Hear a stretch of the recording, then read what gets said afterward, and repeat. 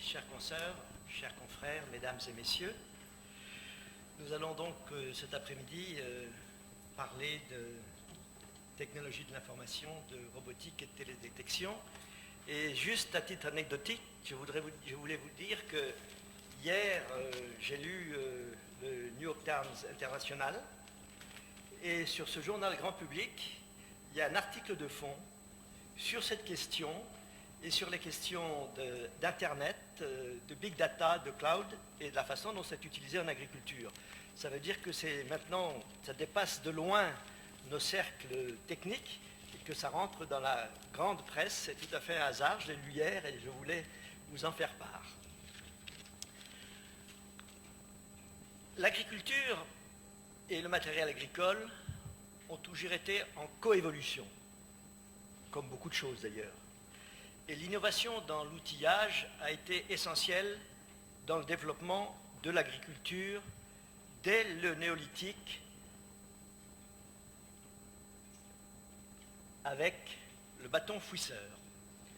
Bâton fouisseur dont j'ai personnellement connu l'utilisation il y a 50 ans, lorsque j'ai commencé mes travaux d'agronome en Afrique de l'Ouest.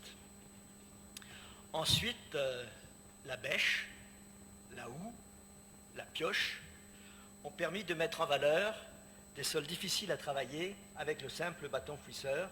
Donc on voit bien la façon dont il y a eu cette coévolution.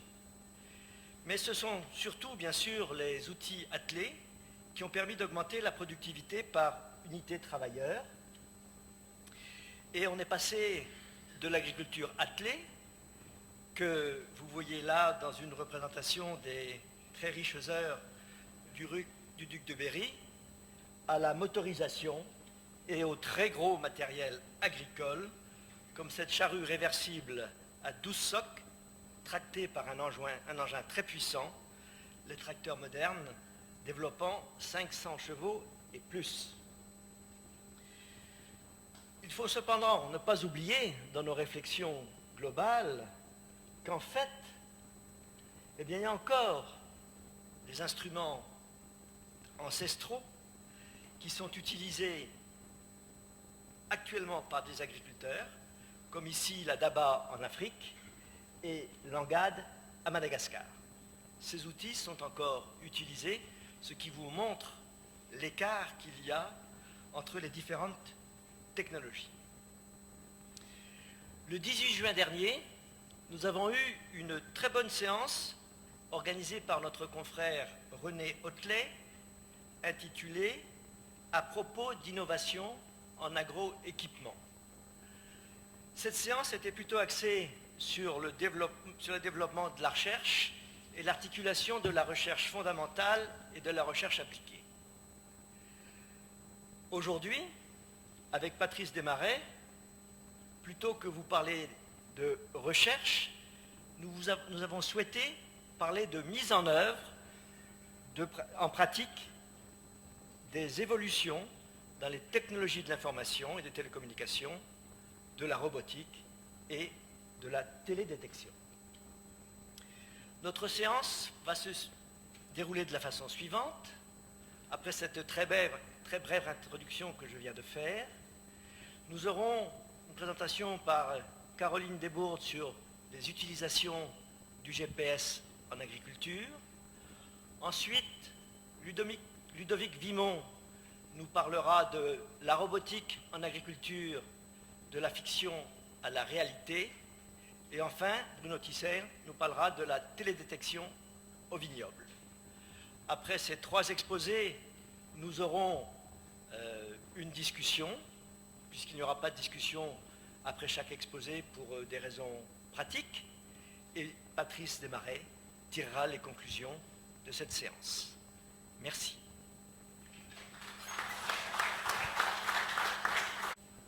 Alors, Caroline Desbourdes est ingénieure agricole de l'École supérieure d'agriculture d'Angers. Elle a un master en agronomie de l'AgroParisTech et docteur en sciences du sol. Comme nous disions tout à l'heure, la science du sol mène à tout, et j'en sais quelque chose. Elle est actuellement ingénieure régionale Arvalis Institut du Végétal et spécialiste agriculture de précision chez Arvalis. Vous avez la parole.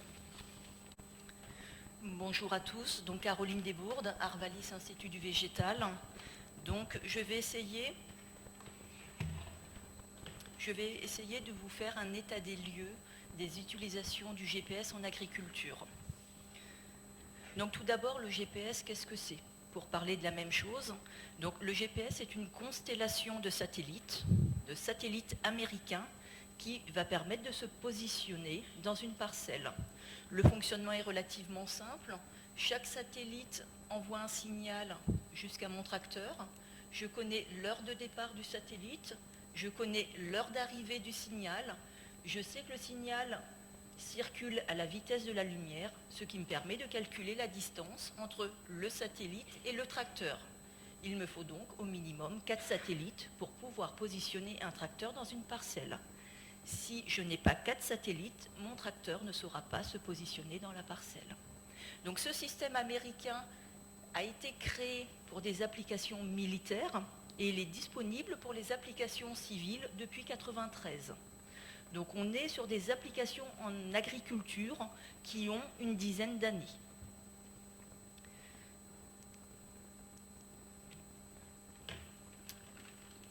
Merci. Donc le système GPS tel que je viens de vous le présenter permet de se localiser à environ 10 mètres. Donc 10 mètres, une précision insuffisante pour pouvoir déplacer un tracteur dans une parcelle. Donc le GPS permet de se localiser dans la parcelle et c'est cette précision de 10 mètres que l'on va améliorer grâce à une correction. Et c'est cette correction que l'on appelle correction différentielle ou RTK. Et ces corrections vont permettre à un tracteur de pouvoir se positionner jusqu'à une précision de 2 cm dans une parcelle.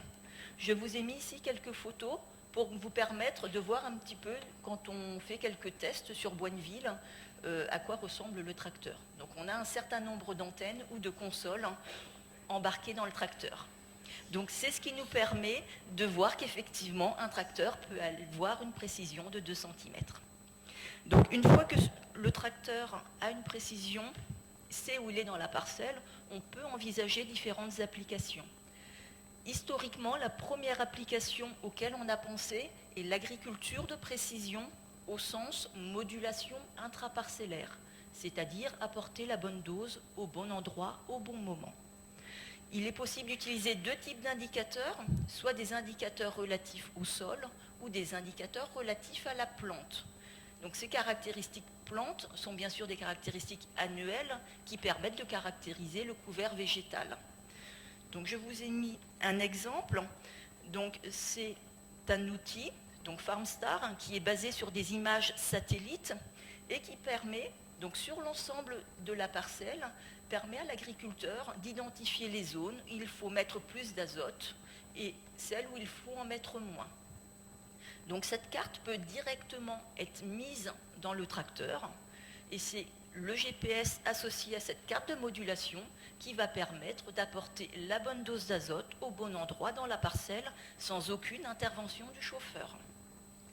Donc cette technique est réalisée sur 700 000 hectares et globalement pour l'agriculteur, à dose d'azote équivalente, ça lui permet un gain en moyenne de 3 quintaux hectares, ce qui n'est pas négligeable. Donc la modulation intraparcellaire, c'est la première utilisation, ou on va dire historiquement la plus ancienne, de l'utilisation du GPS en agriculture. Plus récemment, les applications concernent une meilleure précision dans l'agriculture, avec en particulier l'apparition du guidage et de l'autoguidage. Donc l'objectif, ça va être quoi? Ça va être d'éviter ce que l'on voit ici sur les photos, c'est-à-dire des rangs qui se rapprochent ou qui s'éloignent. Donc l'objectif est d'optimiser les passages de tracteurs dans la parcelle grâce au GPS. Donc ce système, comment il fonctionne? Nous avons ici une parcelle. Lorsque le tracteur entre dans la parcelle, le chauffeur appuie sur un point que l'on appelle A. Il se dirige à l'autre bout de la parcelle en travaillant ou non. Il appuie sur un second point qui est le point B. Le GPS va tracer une ligne virtuelle entre ces 2 points. L'agriculteur montre ensuite la largeur de travail de l'outil et le système va l'aider à réaliser les lignes qui sont en bleu. Donc ce système permet à un chauffeur de travailler exactement avec la même précision, quelles que soient les conditions de visibilité. Que l'on soit dans la poussière ou que l'on soit de nuit, le tracteur est capable d'aller droit sans aucune intervention du chauffeur. Donc, ce premier système de guidage ou d'autoguidage, c'est ce que l'on appelle les barres de guidage. Dans le jargon, donc, ce sont tout simplement des consoles qui peuvent se présenter sous différentes formes. Donc, pour la plus simple que l'on a en haut, où on a des diodes de couleur qui vont s'allumer et qui vont dire au chauffeur il faut aller à droite ou aller à gauche pour suivre la trajectoire idéale que l'on a fixée. Et on a ensuite ici des écrans, on va dire tactiles en couleur, qui vont également donner au chauffeur l'indication de est-ce que je suis trop à droite ou trop à gauche par rapport à la trajectoire idéale que je dois suivre. Pour vous donner un ordre de grandeur, ces consoles varient, on va dire pour la plus simple, dans les 800 € pour aller dans les 4000 € pour les plus complètes. Donc là, on est sur une barre de guidage, c'est-à-dire que le chauffeur a uniquement une information, mais c'est toujours lui qui conduit son tracteur. Dans la deuxième possibilité, donc l'autoguidage, là, c'est le GPS qui conduit directement le tracteur. Donc on a plusieurs possibilités, comme on appelle d'asservissement. Donc soit on est directement sur l'hydraulique,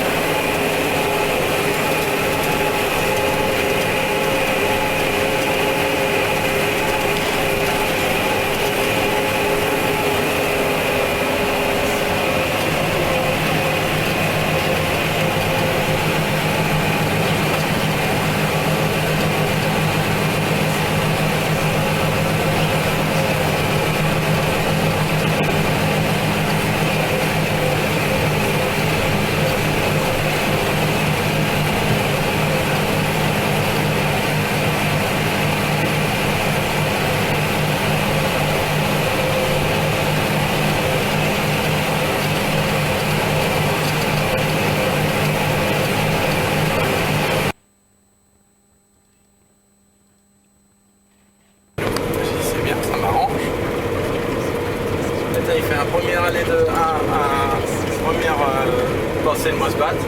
Il me dit ce qu'il y a dans la trémie, ça vous convient?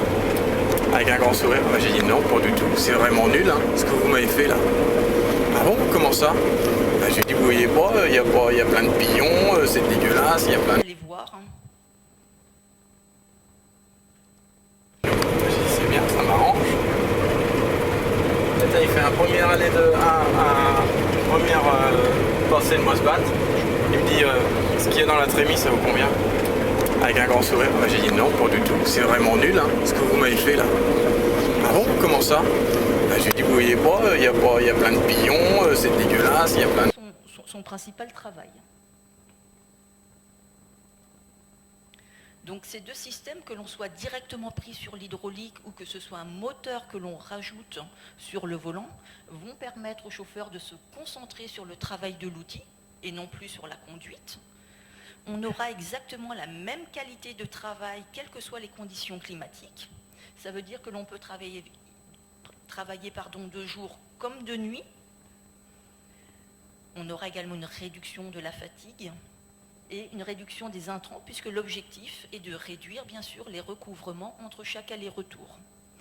Cette technique va permettre d'envisager de nouvelles interventions, comme du binage mécanique, qui était avant, on va dire, difficile à réaliser. Vous avez ici, pour vous montrer, donc une moissonneuse, on est en 9,15 m de barre de coupe, et grâce au GPS, elle est toujours pleine barre de coupe. Vous voyez ici, on a quelques centimètres uniquement pour récupérer les derniers épis qui pourraient poncher. Et le tracteur est systématiquement ici au-dessus de la paille sans l'écraser. Donc ça permet de vider en marche tout en étant pleine barre de coupe. Donc on a ici un confort, un gain de temps qui n'est pas négligeable. Donc guidage, autoguidage, c'est l'application qui est la plus utilisée. On a fait une enquête auprès des agriculteurs qui viennent aux réunions techniques Arvalis. Donc il est vrai que ce n'est pas non plus la majorité des agriculteurs. Mais chez ces agriculteurs, nous avions posé la question, est-ce que vous êtes équipé d'un GPS? Sur 1000 réponses, 50% des agriculteurs étaient équipés de GPS. 40% en barre de guidage, donc ces systèmes à diode qui permettent de savoir est-ce que je suis trop à droite ou trop à gauche. Et 10% étaient équipés d'autoguidage, donc de systèmes où c'est le GPS qui conduit le tracteur. Donc là, il s'agit des agriculteurs qui viennent aux réunions techniques Arvalis. Une autre enquête plus globale France met en évidence un taux d'équipement de 30%. Donc c'est très important. Donc guidage, autoguidage, c'est l'application la plus courante. Elle va permettre d'éviter, comme je vous l'ai dit, les manques et les recouvrements. Donc ces recouvrements, pour vous donner un ordre d'idée, donc on a mis des GPS en mouchard chez des agriculteurs qui n'étaient pas équipés. C'est-à-dire que sur chaque tracteur, on a mis une antenne et on a enregistré toutes les circulations du tracteur sur l'exploitation. Ça nous a permis de voir qu'en travail du sol, le recouvrement entre chaque aller-retour est de 60 cm, ce qui représente 12 à 13% de la surface de la parcelle. En récolte de céréales, il manque 35 cm dans la barre de coupe, ça représente 5% de la surface. Et en semis et en épandage, ça représente 2% de la surface. Ça veut dire qu'avec l'utilisation d'un autoguidage, un agriculteur va réduire les surfaces travaillées de ces recouvrements. À l'heure actuelle, sur 100 hectares déchaumés, donc en travail du sol, en réalité, l'agriculteur déchaume 113 hectares. Ça représente donc 3% de gasoil, de temps, d'amortissement sur le matériel. Donc l'autoguidage doit permettre de supprimer ces recouvrements. On ne va pas détailler, mais globalement, sur 150 hectares, ces systèmes vont se rentabiliser entre 5 à 7 ans. Donc le guidage, l'autoguidage, on est sur la technologie la plus utilisée en France. C'est soit d'un côté une aide à la conduite, ou de l'autre, c'est carrément le GPS qui conduit le tracteur. Ces technologies vont permettre de limiter les recouvrements de 2 à 13% selon l'intervention culturale, et surtout de se préoccuper du travail de l'outil et de non plus être uniquement sur la conduite du tracteur. La deuxième application utilisée en agriculture, c'est la coupure de tronçons sur pulvérisateur. Tout à l'heure, l'autoguidage m'a permis de limiter les manques et les recouvrements entre chaque aller-retour. Ici, l'objectif est de limiter les recouvrements avec les zones déjà épandues ou les fourrières, donc le tour des parcelles. Donc l'objectif ici est de couper, ici on a le passage du tracteur, ça va être de couper chaque partie du pulvérisateur, donc chaque tronçon qui fait entre 3 à 7 mètres, de façon à avoir un minimum de recouvrement. Donc sur cette technique, 30% des agriculteurs sont équipés dans le panel des agriculteurs qui viennent aux réunions techniques Arvalis. Donc cette technique, donc voilà, on a ici 4 passages de tracteur. Ici, c'est un chauffeur qui a coupé les tronçons, donc pour essayer de respecter ici des angles. On a ici le type de résultat lorsque c'est le GPS qui coupe la pulvérisation. La question est de savoir quelle est la différence entre les deux. Donc globalement, les essais ont montré que l'utilisation de ces coupures de tronçons, donc on a ici un tronçon qui est ouvert, ici on en a 2, ici on a la totalité du pulvérisateur. Donc c'est l'ouverture progressive en fonction des zones que l'on rencontre. Donc le gain à l'utilisation de ces systèmes, qui est totalement géré par GPS, est de l'ordre de 3 à 4%. Donc c'est également 3 à 4% de la facture de produits phytosanitaires utilisés sur l'exploitation. Donc, les applications liées au GPS, essentiellement guidage, autoguidage, coupure de tronçons sur pulvérisateur, explosent à l'heure actuelle. L'autoguidage va me permettre d'optimiser les passages dans la parcelle, alors que les coupures de tronçons vont me permettre d'optimiser les recouvrements avec le tour des parcelles, avec les zones déjà épandues. Dans les futures applications qui arrivent, on va voir les coupures buse par buse, c'est-à-dire qu'on ne va plus couper en fonction d'un tronçon, d'un ensemble de buses, mais réellement une buse derrière une autre buse pour ne plus avoir aucun recouvrement. L'autre application qui arrive, ce sont les coupures sur semoir. Donc, c'est l'image que l'on a là. Au niveau des semis, ici, on a un angle d'environ 80 degrés. Donc, cette technique va me permettre d'arrêter le rang de semis exactement à l'endroit où un autre commence. Donc, ici, l'objectif est toujours de limiter les quantités de semences mises sur l'exploitation et bien sûr, ici, de faciliter la récolte puisque l'on n'a plus aucun recouvrement. Donc voilà un tour relativement rapide des applications qui sont utilisées en agriculture, en sachant qu'il faut retenir une première application qui concerne la modulation intraparcellaire, apporter la bonne dose au bon endroit. Les autres applications les plus utilisées concernent une meilleure précision dans la parcelle grâce au GPS.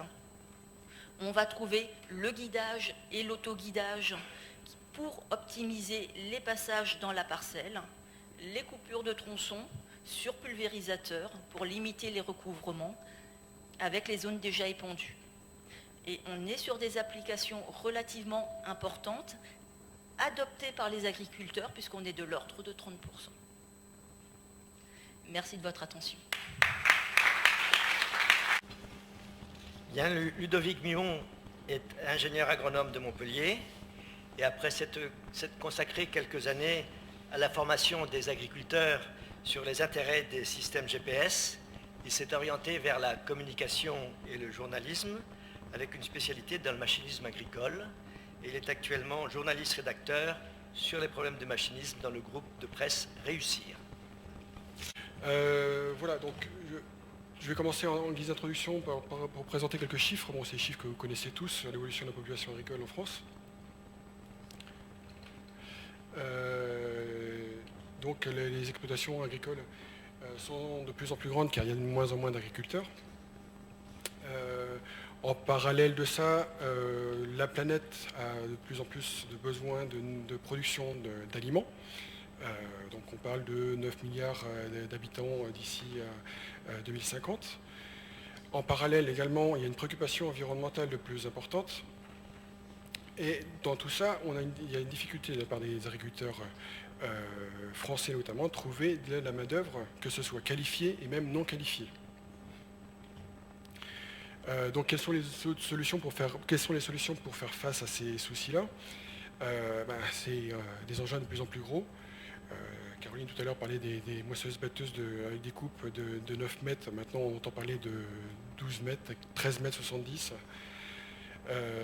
Donc des matériels de plus en plus gros, de plus en plus performants, de plus en plus sophistiqués, donc on a vu avec le GPS, de plus en plus automatisés, dont je vous parlais tout à l'heure notamment des capteurs optiques qui ont beaucoup évolué. Et une autre solution, c'est l'utilisation de robots. Donc, les robots, pour le moment en agriculture, on n'en a pas beaucoup. Donc les robots qui ont pour but premier de s'atteler aux tâches répétitives et fastidieuses. Une difficulté cependant, c'est que en industrie, un robot, c'est toujours les mêmes paramètres, c'est des pièces très standardisées, alors que le monde vivant est un monde en perpétuel changement, avec des conditions parfois difficiles, donc ce qui pose une difficulté supplémentaire. Concernant les robots, donc voilà quelques chiffres que j'ai lus dernièrement. Je crois même qu'il y avait un hors-série spécial dans le Parisien la semaine dernière sur la robotique. Donc l'agriculture, c'est le second demandeur en termes de robotique après l'armée. L'État français considère même que la robotique comme la prochaine grande révolution industrielle, comparable à Internet. Et la Commission européenne estime à 100 milliards d'euros le chiffre d'affaires correspondant à la robotique de service, dont fait partie la robotique agricole, en 2020. Donc 2020, c'est demain, c'est dans 6 ans. Du point de vue de l'État français, il y a le programme France Robot Initiative qui a été mis en place par notre ministre du Développement durable, qui vise à soutenir les PME de diverses façons, à soutenir les PME dans le développement de la robotique de service. Donc je vous disais tout à l'heure, des robots en agriculture, il n'y en a pas beaucoup, mais il y en a quand même quelques-uns. Un des premiers robots, c'est le robot dont vous avez sûrement entendu parler, c'est le robot Magali, qui était un robot récolteur de fruits, qui a été mis au point par le CEMAGREF et co-développé avec la société Pellerinx, si je ne dis pas de bêtises, vous autres me direz. Donc c'était un robot qui à l'époque était tout à fait fonctionnel, mais trop coûteux par rapport à son contexte de l'époque. Un autre robot également mis au point par le CEMAGREF, c'est le robot de traite. Donc lui, à l'inverse, a connu un vrai succès commercial. Aujourd'hui, pour les exploitations agricoles de 60 vaches laitières et plus, ça représente la moitié des investissements. Donc quel est l'intérêt du robot de traite? Premièrement, l'éleveur est libéré de la contrainte bi-quotidienne de la traite. Mais ça a d'autres atouts que la fonction traite à proprement parler. Donc c'est une machine qui a une carotte, c'est les concentrés qui sont donnés donc, à chaque vache qui est identifiée par un collier pour faire venir les vaches. Et du coup, les vaches sont gourmandes et viennent se faire traire en moyenne 2,6 fois par jour, au lieu de 2 quand on est en traite classique manuelle. Donc ce qui a un impact sur la production laitière qui peut être accrue de 5 à 10% selon les constructeurs. Mais ça a d'autres atouts sur ces robots qui sont coûteux. On a mis tout un tas de capteurs, comme on n'a qu'un seul poste de traite, voire 2, ça dépend de la taille des exploitations. Le nombre de capteurs n'est pas forcément très important.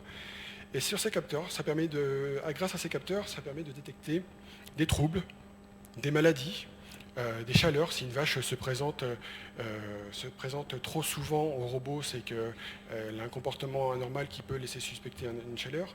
A l'inverse, si elle ne s'est pas présentée depuis 15, 16, 17 heures, 18 heures, donc l'éleveur sera informé via Internet ou via son smartphone, une alarme lui disant cette vache elle m'apparaît suspicieuse parce qu'elle ne s'est pas présentée au robot, peut-être qu'elle est malade. Et l'éleveur peut à distance choisir de dire bon si cette vache est un peu suspicieuse, je la mets de côté. Et donc en sortie de robot, il y a une porte de tri qui permet soit de la remettre dans la stabilisation classique, soit dans un parc différent. Et dernièrement, il y a un constructeur de robots qui a présenté dans un salon d'élevage un robot qui apprend. Alors vous allez me dire, un robot qui apprend, comment ça fonctionne? Eh bien tout simplement, le robot va, entre guillemets, s'amuser à tester différents paramètres de traite au niveau de la fréquence de pulsation, d'aspiration au niveau des manchons, la fréquence et l'intensité. Et donc le robot est équipé d'un débitmètre instantané qui va pouvoir mesurer les variations en termes de débit de lait. Et à terme, assez rapidement, personnaliser les paramètres de fonctionnement du robot pour avoir le fonctionnement optimisé, quoi.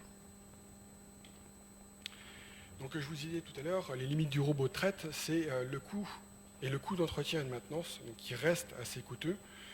Et il y a encore une qualité sanitaire qui est sensiblement plus faible, mais on reste avec une qualité sanitaire qui reste très bonne, mais par rapport à ce qu'on peut faire en traite manuelle, on est un petit peu en dessous.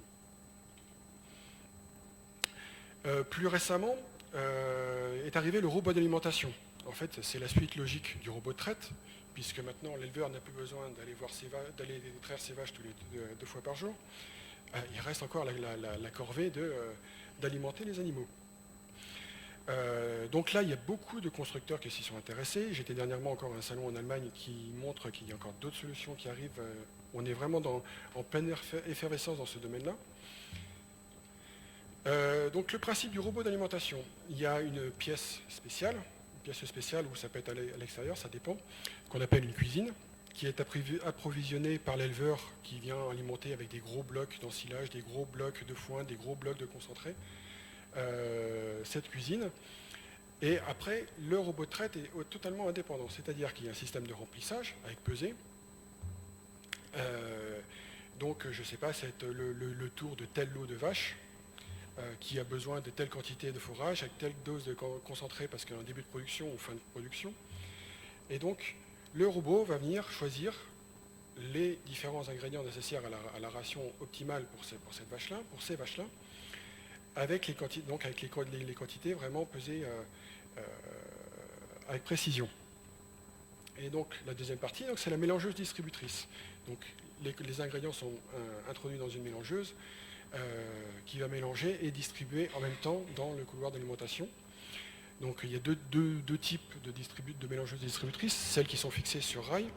Et puis dernièrement, enfin ces 2 dernières années, on a vu arriver des machines filo-guidées, donc un fil qui est enfoui sous le béton et donc qui est enfoui sur le béton pour se guider. Donc il n'y a plus de rail, il n'y a plus rien qui gêne.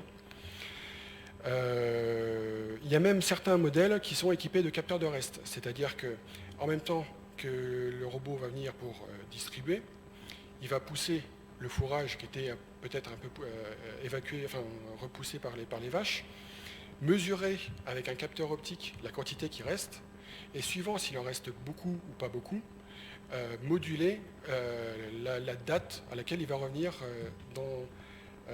pour la prochaine distribution. Donc quels sont les multiples intérêts du robot de traite? Donc, encore une fois, l'éleveur est libéré de la contrainte d'alimentation.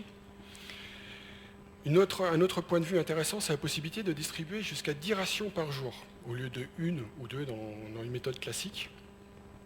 Donc, les vaches laitières viennent manger plus fréquemment, quasiment à chaque passage de robot. C'est sûr que quand on passe devant une pâtisserie, ça donne faim. C'est un peu le même effet. Donc, c'est un effet bénéfique sur la production laitière, donc de l'ordre de 10%. Je vous disais tout à l'heure, donc l'éleveur libéré, donc c'est un gain de temps de travail aussi. Donc, l'éleveur peut se consacrer à d'autres occupations pour son élevage. Le fait d'avoir des plus petites quantités, on a moins d'échauffement, donc moins de risque de refus. En plus, si on a des capteurs de reste, en retardant le passage suivant de distributrice, on va limiter les risques d'avoir des refus également. Et puis, ça a un autre atout, c'est l'aspect énergétique. En fait, ce qu'il faut savoir, c'est que la distribution et le mélange des aliments, ça consomme beaucoup de carburant.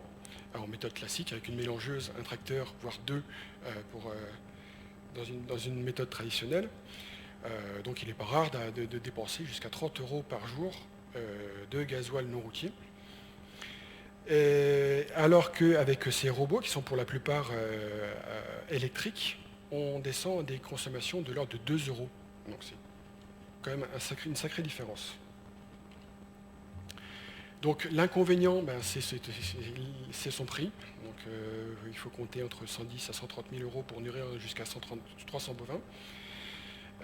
Et puis il y a toujours des suspicions d'échauffement, parce que donc comme on alimente la cuisine tous les 2 à 3 jours, ces aliments qui sont laissés là, notamment les fourrages fermentés, ont tendance à chauffer un petit peu au bout justement de 2 à 3 jours, plutôt en comparaison par exemple avec une alimentation bi-quotidienne.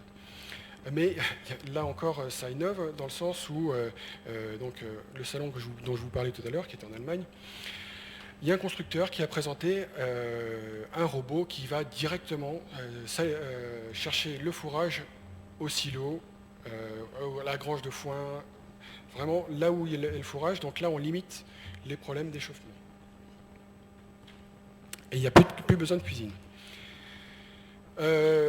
Autre exemple de robot que l'on voit apparaître sur le marché, donc depuis à peu près 2 ans, je crois, il y a une petite start-up française qui s'appelle Naïo Technologies qui a développé le robot OSE. Alors le robot OSE, c'est un robot tout simple qui fait 1,50 m sur 40 cm de large, si je ne dis pas de bêtises, avec des capteurs optiques, et qui est un robot de binage. enfin pour le moment, un robot de binage. Ça fait partie des premières fonctions qu'on lui a données. Donc c'est à destination essentiellement aujourd'hui des maraîchers en bio notamment.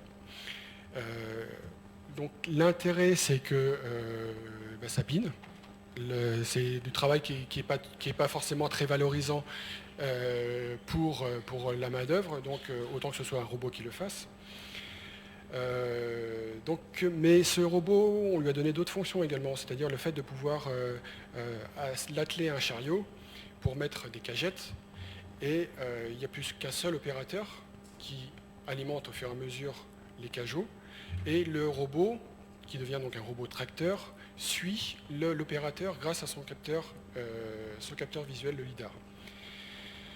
C'est un coût de 20 000 €, donc qui n'est pas un coût qui est très excessif.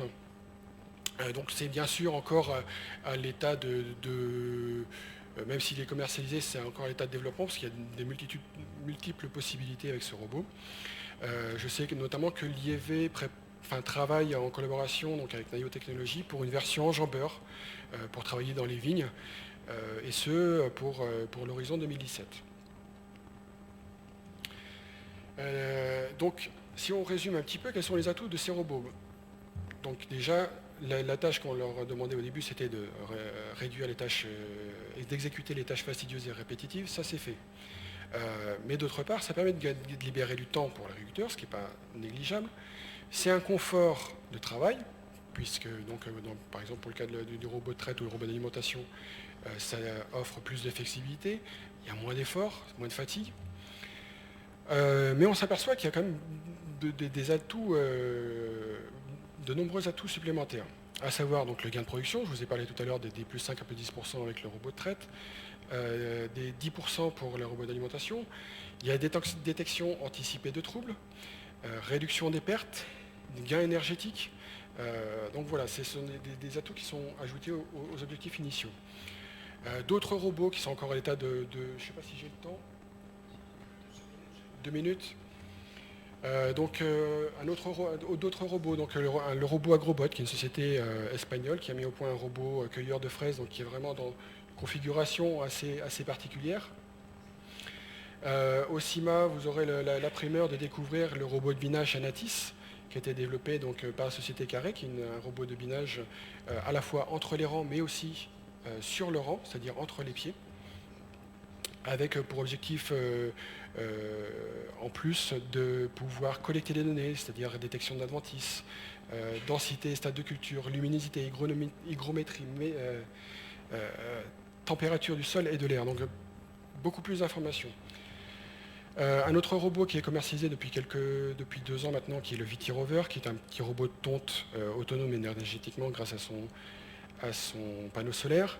Il y a une version qui est en travail, en développement, qui s'appelle le Viner, qui vise à installer des caméras sur ce petit robot pour estimer le volume, la maturité du raisin, détecter les ravageurs, donc les insectes, et aussi l'oïdium, le mildiou.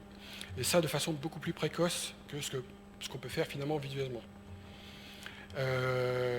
Donc le robot VineRobot est aussi dans ce même objectif. Un autre robot qui est très attendu en viticulture, c'est le robot de taille. Donc a priori, c'est une société californienne qui s'appelle Vision Robotics, qui devrait lancer d'ici 2016 ce robot à un prix de 120 000 €. Il faut savoir que la taille, c'est une charge très importante pour les viticulteurs. Il faut compter entre 30 et 60 heures de travail par hectare en hiver, donc ça devient de plus en plus difficile de trouver des tailleurs. Et donc ce robot pourrait permettre de répondre à cette raréfaction de la main-d'œuvre. D'autres projets européens, donc le robot Crops. Voilà, je vais terminer assez rapidement. Donc ce qu'on remarque quand même, c'est un retour à des matériels assez légers, mais du fait de l'autonomie, on tolère une plus faible productivité. Et ça, du coup, comme c'est des matériels assez légers, ça a un impact positif sur le compactage du sol. Donc encore un autre exemple, la traction aussi est quelque chose qui est vraiment à l'étude, parce qu'il reste encore des travaux assez lourds à réaliser, comme le travail du sol, il faut de la puissance malgré tout. Voilà, je vous remercie de votre attention.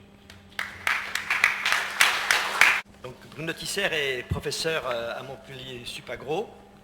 Il est responsable de l'option d'ingénieur agro-TIC, dont l'objectif est de donner une deuxième compétence en technologie de l'information et de la communication à des ingénieurs agronomes. Ses activités de recherche sont centrées sur le thème de la viticulture de précision. Dans ce domaine, il a initié et porté plusieurs projets de recherche au niveau régional, national et européen. Vous avez la parole. Alors, je crois que sur le titre, il y avait la télédétection appliquée à la viticulture, hein, au viticole. Et puis finalement, le titre était un petit peu plus vaste, mais vous inquiétez pas. Micro, pardon. Voilà. Donc finalement, le titre est devenu la télédétection en agriculture, donc ce qui est un petit peu plus général. Mais la viticulture étant vraiment le domaine sur lequel je travaille, on abordera également la problématique de la télédétection en viticulture. Donc on parle beaucoup de télédétection en ce moment dans l'agriculture. J'ai repris quelques données, et Caroline en a déjà parlé. En 2013 en France, 700 000 hectares de grandes cultures sont observés par satellite. 4 millions d'hectares dans le monde. 10 000 hectares de grandes cultures sont observés par drone ou par avion.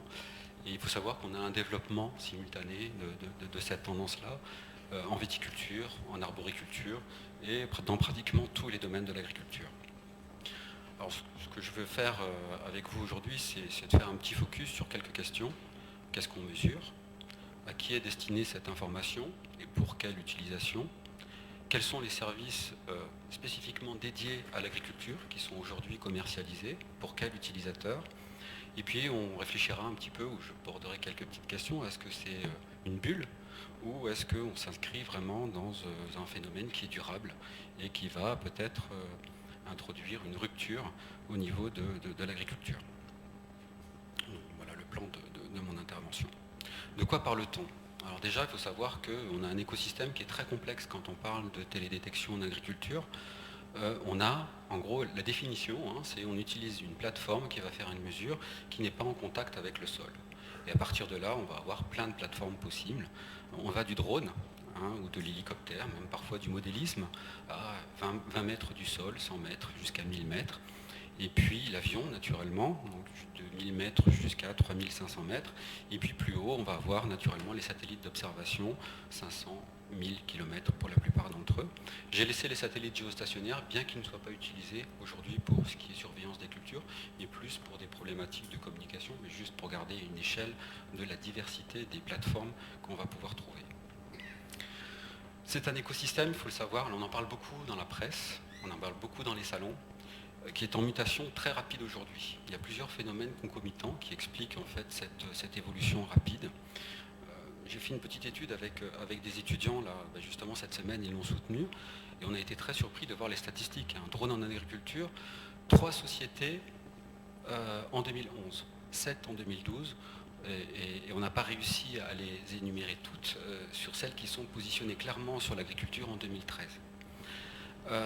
Les satellites, c'est pareil, ça évolue très vite et beaucoup moins vite naturellement que les drones, mais on est dans des dynamiques qui sont en évolution très rapide. On a des satellites qui ont des résolutions spatiales toujours meilleures. Spot 7 vient d'être lancé. Spot 6, on a accès aux images de Pléiades à très forte résolution. On a des satellites aujourd'hui qui ont des temps de revisite, c'est-à-dire qu'ils vont passer au même endroit pratiquement tous les 2 jours. Ça veut dire qu'on est capable d'observer un même point de la Terre pratiquement tous les 2 jours. Et aussi, ce qu'il faut bien comprendre, c'est qu'on va vers de nouveaux modèles économiques qu'il faut repenser. Sentinelle-2, lancé en 2015, des images gratuites. Alors là, ça veut dire que concrètement, on va pouvoir les utiliser, on va pouvoir se faire plaisir en agriculture avec une source d'information qui ne coûte rien. Et là, il y a tout un service à inventer, il y a toute une offre qu'il va falloir créer, inventer auprès des agriculteurs. Alors, quelle information mesure-t-on? Donc, ça sera la partie un petit peu théorique de mon exposé. Hein. Voilà, donc j'ai repris ce qu'est une courbe de réflectance. Donc, en gros, c'est le pourcentage du rayonnement de la lumière qui est réémis par une surface. Là, je l'ai détaillé pour chaque longueur d'onde, pour la végétation, le sol et l'eau. Alors, vous reconnaissez ce qui est dans le visible, le bleu, le vert, le rouge, et puis plus à droite, le proche infrarouge. Et vous voyez que la végétation a une forme très particulière. Hein. On a l'absorption de la chlorophylle qui explique qu'elle va La végétation réfléchit peu dans ces longueurs d'onde-là. Et puis une réflexion très forte dans le proche infrarouge qui est expliquée essentiellement par la structure cellulaire et l'épaisseur. Vous voyez que le sol et l'eau ont des courbes de réflectance qui sont complètement différentes. Alors, vous voyez également que la végétation, je n'ai pas mis une courbe, j'ai mis une enveloppe pour exprimer en fait la variabilité qu'on va pouvoir trouver en fonction des espèces, mais en fonction des conditions de culture. Alors, par exemple, si on s'intéresse au proche infrarouge, l'amplitude qu'on va avoir en termes de réflectance va traduire en fait peut-être des... c'est pas peut-être, c'est sûr, va traduire en fait des stress biotiques ou abiotiques qui vont modifier en fait la structure même des cellules. De la même manière, un stress hydrique peut modifier par exemple la teneur ou affecter la concentration en chlorophylle. Donc qu'est-ce qu'on va mesurer par télédétection? En fait c'est tout bête. On va avoir des canaux qui vont nous permettre de mesurer la réflectance dans des bandes spectrales. Donc je vais représenter ici le canal 1, c'est le vert. Le canal 2, c'est le rouge. Et puis, naturellement, on va s'intéresser à ce qui se passe dans le proche infrarouge, parce que là, c'est une information très utile. C'est le canal 3. Donc ça, c'est ce qu'on appelle une image multispectrale. On peut avoir beaucoup d'autres canaux qui vont nous permettre d'acquérir des informations plus précises, mais ça, on va dire que c'est la base. Et puis, à partir de ça, on va calculer des indices qui vont nous renseigner sur l'état de la végétation. Un indice très courant, alors je le présente là, c'est ce qu'on appelle le NDVI, Normalized Difference Vegetative Index, et on voit que c'est en fait une différence entre le proche infrarouge et le rouge. En gros, plus l'amplitude de variation entre le plateau de réflectance dans le proche infrarouge et la réflectance dans le rouge sera important, plus j'aurai de végétation, et plus ce sera une végétation saine et photosynthétiquement active. Donc concrètement, qu'est-ce que je vais mesurer? Alors je vous ai mis une image, là, un résultat. À gauche, on est sur le domaine expérimental de l'INRA, à Pêche-Rouge. Une parcelle de vigne qui a été prise avec un avion, avec une image multispectrale. Le rouge, on voit, c'est très rouge, ça correspond au proche infrarouge. Et si vous regardez bien, on voit bien que la végétation réémet dans le proche infrarouge, par contre le sol pas. Et l'image du centre, ici, c'est un indice de végétation. Plus c'est blanc, plus vous avez de la végétation photosynthétiquement active. Là encore, on voit que par exemple le sol apparaît de manière sombre. Et puis ça, si on connaît les contours de la parcelle, si on va faire un petit traitement, et on est capable de délivrer une carte informative, telle que je vous la présente là, où on va mettre en évidence une variabilité intraparcellaire. On va identifier par exemple des zones où on a moins de biomasse et des zones où on a plus de biomasse. Ça, c'est un petit peu la base de la télédétection. Donc on va générer des indices qui vont être fonction de la biomasse photosynthétiquement active au niveau du sol. Donc on va nous renseigner sur la quantité de biomasse. Et pour une quantité de biomasse équivalente, la variation sera expliquée par des variations de chlorophylle et naturellement, souvent c'est lié à un déficit en azote. Mais au-delà de ça, on va pouvoir utiliser cette information pour faire de la cartographie de l'occupation du sol, inventorier des dégâts au niveau des cultures, voir quelle est l'hétérogénéité au niveau des parcelles, faire du conseil, comme on a parlé avec Caroline, sur la fertilisation azotée, 3e, 4e apport d'azote, faire du conseil au niveau des raccourcisseurs de paille. Il y a des sociétés, des services, notamment Farmstar, qui vont encore plus loin, qui utilisent des modèles assez sophistiqués, avec une maîtrise de la chaîne d'acquisition assez impressionnante, et qui sont capables, en fonction des bandes de réflectance, ou de la réflectance du couvert, de faire intervenir un modèle, de l'inverser, et d'estimer des variables sur les cultures mêmes, connaissant la variété, la densité de plantation, etc. On va pouvoir estimer le Leaf Area Index, par exemple, ou la teneur en chlorophylle. Et de là, ça va permettre de faire une réelle préconisation sur les quantités d'azote à appliquer et sur la fertilisation. Alors, les différentes échelles de travail en agriculture. Alors, la télédétection, en agriculture, on va l'utiliser à plein d'échelles différentes. Et naturellement, les plateformes qu'on va utiliser vont être appropriées aux échelles de travail. La première échelle, c'est une échelle globale. On est à l'échelle de la planète, on est à l'échelle du pays. Là, on va utiliser le satellite, donc je vous ai mis la liste, Spot 5, Spot 6, Spot 7, Moody's, Meris, il y a tout un tas, à tel point qu'aujourd'hui, les fournisseurs d'images ne parlent plus de satellites, ils parlent de constellations de satellites. Quand ils fournissent un service d'image, ils ne parlent plus d'un satellite, ils parlent de la constellation de satellites qu'ils utilisent. Et ils peuvent utiliser des satellites très très divers, très variés. Les images qu'on va acquérir donc, à cette échelle-là, c'est des résolutions de 10 à 250 mètres, des temps de visite de 2 à 10 jours. On va revenir sur le même point tous les 2 jours ou tous les 10 jours évidemment en fonction de la couverture nuageuse, hein, donc il y a des pays qui sont moins favorisés que d'autres de ce point de vue-là. Et puis des fauchés qui sont 50 km, ça veut dire qu'on va avoir des images de l'ordre de 2500 km². Alors je vous montre juste un petit exemple. Dans mon domaine, on est dans le Champagne, c'est la Côte des Blancs. Un capteur, donc c'est une image Modis, 250 mètres de résolution. Et puis la valeur de l'indice de végétation au 18 juin sur l'ensemble de la Côte du Blanc. Et là, vous voyez déjà un intérêt, tiens, pourquoi il y a des zones où on a plus de biomasse alors que c'est du vignoble hein, que d'autres. Est-ce que c'est un problème d'enherbement? Est-ce que c'est un problème de conduite? Est-ce que c'est d'autres problèmes à surveiller? Mais je vous ai parlé de temps de revisite, et c'est ça qui est fascinant, vous allez voir, c'est que moi je vais pouvoir avoir une série d'images, et pour un site donné, ou pour une région donnée, voir quelle est l'évolution de ma biomasse sur cette région-là. Et c'est les courbes que vous avez là. Et là, alors ceux qui connaissent bien la viticulture, ils vont reconnaître instantanément ce qui se passe au niveau d'un vignoble. On va prendre l'image qui est en haut. On voit le débourrement, clairement, ça y est, hop. Les bourgeons, la vigne se met en place, l'augmentation de la biomasse. On arrive au point 2, pleine floraison. Là, on commence à voir les actions des agriculteurs qui rognent, qui éciment la vigne. Donc on a une réduction de la biomasse, hop. On revoit le redépart d'entre-cœurs, et puis on arrive comme ça jusqu'à la sénescence. On voit la courbe qui tombe après la vendange, au moment de la vendange. Mais ce qui est fascinant, c'est la courbe du bas. C'est-à-dire que moi, j'ai des bibliothèques d'images, hein. Les satellites, ils passent, ils acquièrent, et j'ai accès à cette information-là. Et je suis comme ça capable de comparer les années, de comparer les zones. Et là, par exemple, tiens, on s'est amusé à comparer les années, et on voit que, par exemple, 2007 est beaucoup plus précoce que 2002. Qu'est-ce qui se passe? Pourquoi? Qu'est-ce qui va se passer? Qu'est-ce qu'on va en déduire en termes de préconisation qu'il faut faire pour nos viticulteurs sur cette saison? À quoi il va falloir faire attention dans un mois, dans 2 mois, etc. Alors, dites-vous que ça, voilà, vous imaginez les potentialités que ça va avoir en termes de suivi des bassins de production à l'échelle de la planète, d'anticipation de pénurie, des besoins de stockage, d'échange, de spéculation, parce que ça aussi, on va l'avoir naturellement. Et puis en termes aussi de suivi d'occupation du sol, hein, on parle de compétition entre le foncier, par rapport pour l'agriculture, et puis naturellement la vérification des aides au niveau de la politique agricole commune. Une autre application que je voulais vous montrer, là on est toujours à l'échelle globale, mais cette fois-ci à l'échelle du bassin de production. C'est mes collègues du CIRAD hein, qui ont travaillé sur cette application. On est, donc c'est un exemple, c'est la canne à sucre sur l'île de la Réunion. Et là c'est plutôt la télédétection comme un outil logistique ou de suivi de chantier. Donc ce que vous voyez en fait, ce sont des parcelles de canne à sucre et le suivi temporel va nous permettre de savoir qu'est-ce qui a été récolté, qu'est-ce qui n'est pas récolté, qu'est-ce qui reste à récolter. Et compte tenu des données de traçabilité qu'on va avoir sur l'année, on va pouvoir s'organiser pour le reste de la saison pour la récolte de la canne à sucre.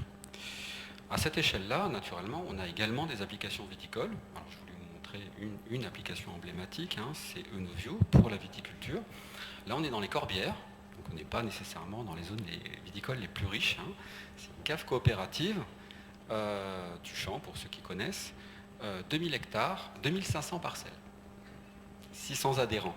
Bon, je ne sais pas si vous voyez les systèmes et la complexité de ces systèmes-là. Hein, quand on veut gérer la qualité et gérer les vendanges sur des systèmes comme cela, je peux vous garantir que la logistique, il faut vraiment la suivre. Et pour ces gens-là, il y a quelque chose qui est très important, c'est d'arriver à faire un contrôle de la qualité des parcelles bien avant les vendanges pour pouvoir prévoir leur vendange et leur cuve. Qualité A, qualité B, qualité C. Et surtout, l'enjeu, hein, c'est de ne pas mettre de la qualité C dans la qualité qui va être vendangée et vinifiée en fût de chêne qui altérerait cette qualité-là à forte plus-value. Et donc l'enjeu, c'est de passer sur les parcelles. Alors, ils ont un historique, naturellement, mais c'est d'essayer d'estimer au mieux la qualité de l'année à venir. Et ça se fait, en gros, 3-4 semaines avant les vendanges. On va avoir un conseiller avec des stagiaires qui vont passer, qui vont noter l'état sanitaire, qui vont faire des dégustations de baies, qui vont noter vraiment l'état de la parcelle et qui vont dire cette parcelle, cette année, qualité A, celle-là, qualité B, celle-là, qualité C. Sauf que ces gens-là, et notamment les stagiaires, ne connaissent pas nécessairement très bien les parcelles, ni le parcellaire. Et donc du coup, alors je peux vous garantir qu'en viticulture et dans ces zones-là, on a une variabilité spatiale intraparcellaire mais incroyable. Et donc du coup, savoir si la parcelle est homogène et donc que l'observation est bien représentative ou pas, c'est un défi pour ces gens-là. Et donc eux, leur idée, c'est d'utiliser la télédétection pour savoir si une parcelle est homogène ou hétérogène et savoir s'ils peuvent avoir confiance dans les observations de leurs techniciens. Et ils suivent un schéma, le schéma qu'ils ont proposé, c'est celui-là. Si c'est du qualité A et que ma parcelle est homogène, alors je suis sûr que c'est du qualité A, ce sera du A+. Si c'est du qualité A et que ma parcelle est très variable, j'ai un doute sur l'observation, je peux même demander à mon technicien d'y revenir, mais en tous les cas, je risque de la déclasser parce que j'en suis pas sûr. Et en gros, ben voilà la logistique qu'il y a derrière, hein, une image satellite.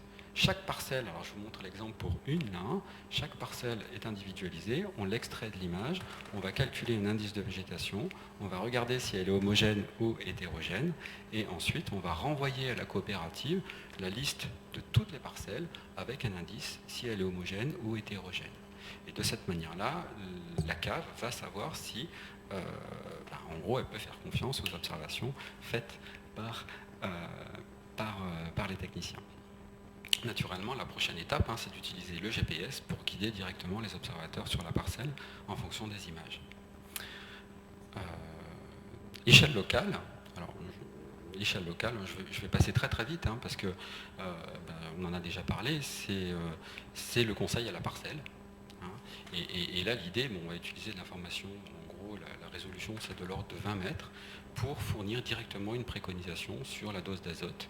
Alors sur blé, orge, colza, hein, si je ne m'abuse, et naturellement c'est la porte ouverte vers l'agriculture de précision. Donc là vous voyez une feuille, hein, avec un conseil directement sur la préconisation azotée. J'avais une petite vidéo, mais c'est pas la peine, on va la passer très très vite, mais je pense que Caroline en a parlé, c'est pour vous montrer que le système devient interopérable, hein, c'est-à-dire que l'agriculteur reçoit la carte sur une clé USB, la met dans le tracteur, donc ça ne marche pas si bien que ça encore. Il y a encore quelques problèmes de compatibilité entre constructeurs et fournisseurs de données, mais à terme, hein, ça va, je pense que c'est pratiquement opérationnel. Quelques exemples de services, donc pour vous montrer que voilà, ça existe, hein, et puis il y en a qui ne sont pas si jeunes que ça en plus. Hein. Donc la surveillance globale par satellite, on a une société toulousaine qui a été rachetée d'ailleurs par un gros négociant américain, qui propose un produit depuis très longtemps, hein, d'observation de la Terre. Donc eux, alors le AgriQuest, hein, c'est le globe entier.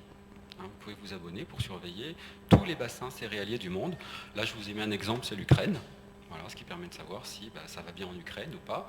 Et après, là, ce sont des clients grands comptes. Hein, je n'ai pas accès à la liste des clients. Je pense que c'est un produit qui est très cher et que Geosys vit bien dessus. À l'échelle locale, le satellite, les applications, c'est FarmSat de Geosys, plus vers les États-Unis, FarmStar, Airbus Défense en collaboration avec Arvalis. C'est des produits qui sont de l'ordre de 10 à 15 € par hectare. Par contre, ce que je voulais vraiment vous montrer, c'est que quelque part, il y a un réel savoir-faire dans ces outils-là, en termes d'acquisition, de traitement de données satellites, de mise à disposition, de modèles. Donc là, vous voyez toute la chaîne. Et il y a une chaîne qui est très très importante, qui est conduite d'ailleurs sous la responsabilité du Cetium ou d'Arvalis, c'est les données locales, qui permettent à tout moment de valider pour chaque saison et chaque image les modèles qui sont utilisés pour traiter les images. Et ça montre que derrière ces services-là, il y a une logistique quand même lourde, et que même si on a des modèles très performants, des plateformes d'acquisition et des capteurs très performants, il y a toujours la nécessité de réétalonner la donnée avec des observations terrain faites par des techniciens certifiés qui connaissent bien la diversité du matériel végétal qui est sur le terrain. Et ça, c'est fondamental. Voilà. Des applications en viticulture, je vous en montre deux emblématiques, à 10 € l'hectare, avec un exemple ici sur un domaine viticole, on est dans les Corbières. Et puis naturellement, le drone. Alors là, pléiade de services. Je voulais vous dire, voilà, des avantages certains, c'est la souplesse, la haute résolution, la possibilité de l'utiliser pour l'expérimentation, l'indépendance de la couverture nuageuse, mais à mon sens, un modèle technique et économique qui reste en devenir. On a des volumes d'informations à traiter très importantes, 10 hectares pour un drone, si vous comptez que c'est 2500 km² en volume de données de ce qu'on obtient pour un satellite. Donc vous imaginez la logistique qui est derrière, c'est pas une clé USB, c'est le big data, mais plus que big là. Des conditions d'acquisition hétérogènes et difficiles à maîtriser, et puis des coûts cachés aussi, hein, parce qu'il faut un pilote, des corrections d'images, correction des images. Donc je pense un modèle qui est intéressant, complémentaire, mais qui est encore en devenir. En conclusion, voilà, moi, enfin, ça c'est mon avis, pour en discuter si vous voulez. Moi je pense que la télédétection d'agriculture, c'est un outil incontournable pour l'agriculture de demain, que ce soit à l'échelle globale, pour les assurances, la régulation des marchés, la spéculation. C'est un outil incontournable à l'échelle du bassin de production, sur les aspects logistiques et organisationnels, comme je vous l'ai montré, et naturellement à l'échelle de l'exploitation et de la parcelle, hein, pour aider à mieux contrôler les intrants, mais aussi pour avoir des exploitations qui restent compétitives, tout en étant au maximum respectueuses de l'environnement. Et ça, c'est vraiment les deux piliers, à mon avis, et qui vont faire que ces technologies-là sont intéressantes. Ce qu'il faut voir, c'est que ce n'est pas évident aujourd'hui, parce qu'on a vraiment une évolution rapide de ces technologies. On a des bulles, hein, des remises en question des modèles économiques et des services. Clairement, il y a un besoin d'accompagnement de la filière. Clairement, c'est-à-dire que là-dessus, il va falloir l'aider, il va falloir l'accompagner, il va falloir la former, il y a des enjeux. Et puis moi je voulais faire juste à Montpellier Supagro un petit peu nos actions dans ce domaine-là, hein, on en a parlé, on anime une formation qui a pour vocation de former des ingénieurs avec une double compétence, qui sont très bien formés sur ces aspects-là. Et puis parce qu'on était de plus en plus sollicités, on a mis en place un dispositif d'accompagnement public-privé qui s'appelle Agrotic Service, et qui a pour vocation vraiment de faire des formations spécifiques, des séminaires, et puis également du prototypage et de l'analyse de faisabilité, en lien si possible, et toujours avec les entreprises ou les professionnels de l'agriculture. Je vous remercie. Et qui est-ce qui veut prendre la parole? Moi, je souhaite poser deux questions extrêmement pratiques. Là, c'est l'ancien maire d'une commune rurale qui va parler.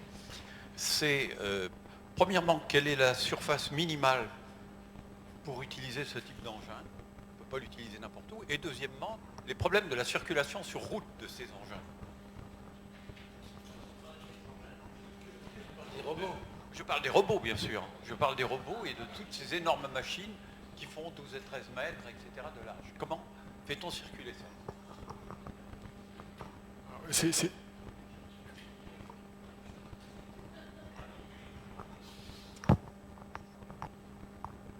Alors c'est une bonne question, justement c'est la problématique des engins agricoles de plus en plus gros. Donc 12 mètres, on arrive au niveau des outils traités au maximum de ce qu'autorise la réglementation. 3,50 m, voire 4,50 m avec un véhicule d'escorte, c'est la largeur maximale qu'on peut autoriser sur la route. Et ça pose, vous parliez tout à l'heure des mentionnaires, ça pose de plus en plus de difficultés. Ça pose de plus en plus de difficultés dans le sens où de plus en plus de bourgs font des petites infrastructures au milieu de bords de route, des aires enherbées ou des aires fleuries, qui posent des soucis de circulation. Donc pour ce qui est de la robotique, ce que je vous disais tout à l'heure, c'est qu'on a plutôt une tendance à un retour en arrière en termes de dimensionnement du matériel, parce que comme on a plus, comme le salarié ou l'agriculteur est libéré, on autorise un débit de chantier beaucoup moins important, surtout qu'il peut marcher jour et nuit. Donc ça pose par contre la problématique de comment on le transporte sur la route.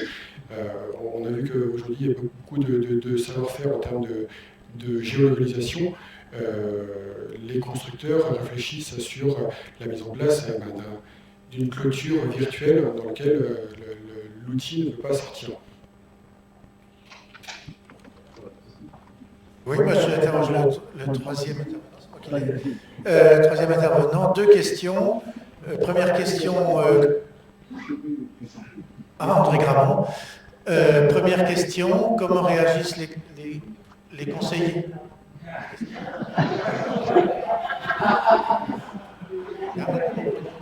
Comment réagissent les conseillers de chambre d'agriculture et de coopératives à ces nouveaux outils?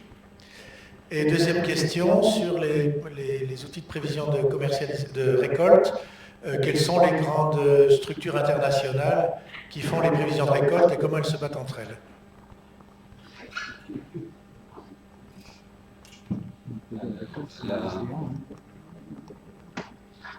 Sur la dernière question, clairement, je ne peux pas répondre. Je ne suis pas compétent. Oui, mais après, sur les enjeux qu'il peut y avoir, excusez-moi, la première question. Les conseillers. Ah, les conseillers. Les conseillers, très bien. En fait, en gros, ce qu'il faut bien comprendre, c'est que dès le début, quand, par exemple, un produit comme Farmstar est produit, vendu, il n'est pas vendu directement aux agriculteurs. Clairement, on passe par le modèle économique est de passer par la coopérative ou par le négociant.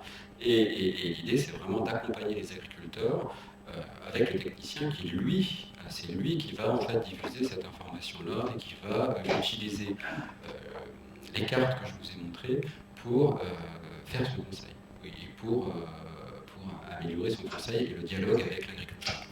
Ce qu'il faut bien comprendre, c'est que le premier pas, alors on parle de modulation, c'est vrai qu'on va tout de suite très loin, mais le premier pas sur ces outils-là, c'est déjà d'amener l'agriculteur à réfléchir sur la fertilisation entre les parcelles et de changer en fait son programme de fertilisation entre les parcelles. Et rien qu'une carte comme celle-là, ça lui fait poser beaucoup de questions. Et du coup, le premier pas, c'est vraiment de les amener à faire des fertilisations différenciées entre parcelles avant d'aller à l'intraparcellaire. Et je dirais que c'est là le premier progrès.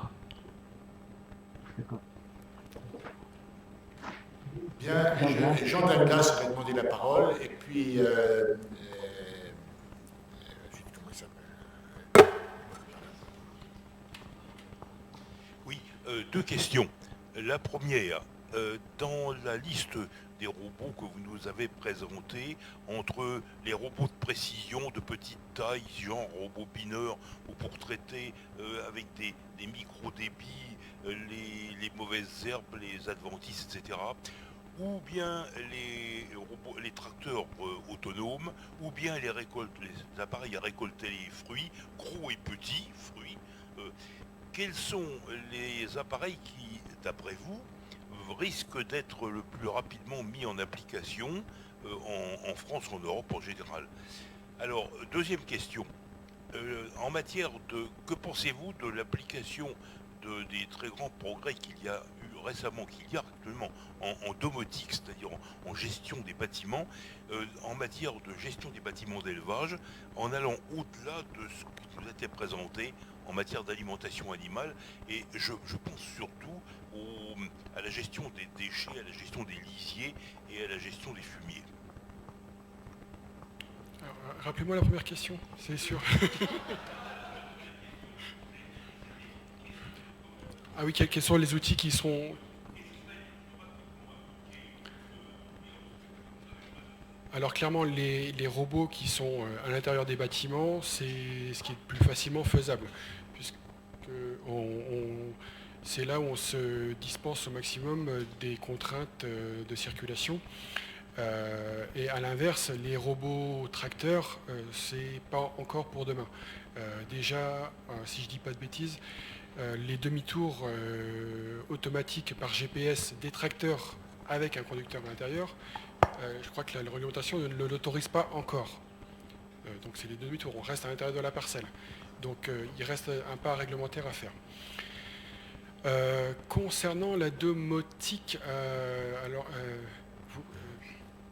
là je sèche un petit peu, à vrai dire. Concernant, c'est la gestion des lisiers et fumiers. Là je pense qu'il y a encore un petit peu de savoir-faire, pour ce qui est du transport de fumier et de lisier, il n'y a pas de souci. Aujourd'hui, il y a des racleurs, des systèmes de pompage, même dans les installations de méthanisation, il y a certains automatismes qui existent.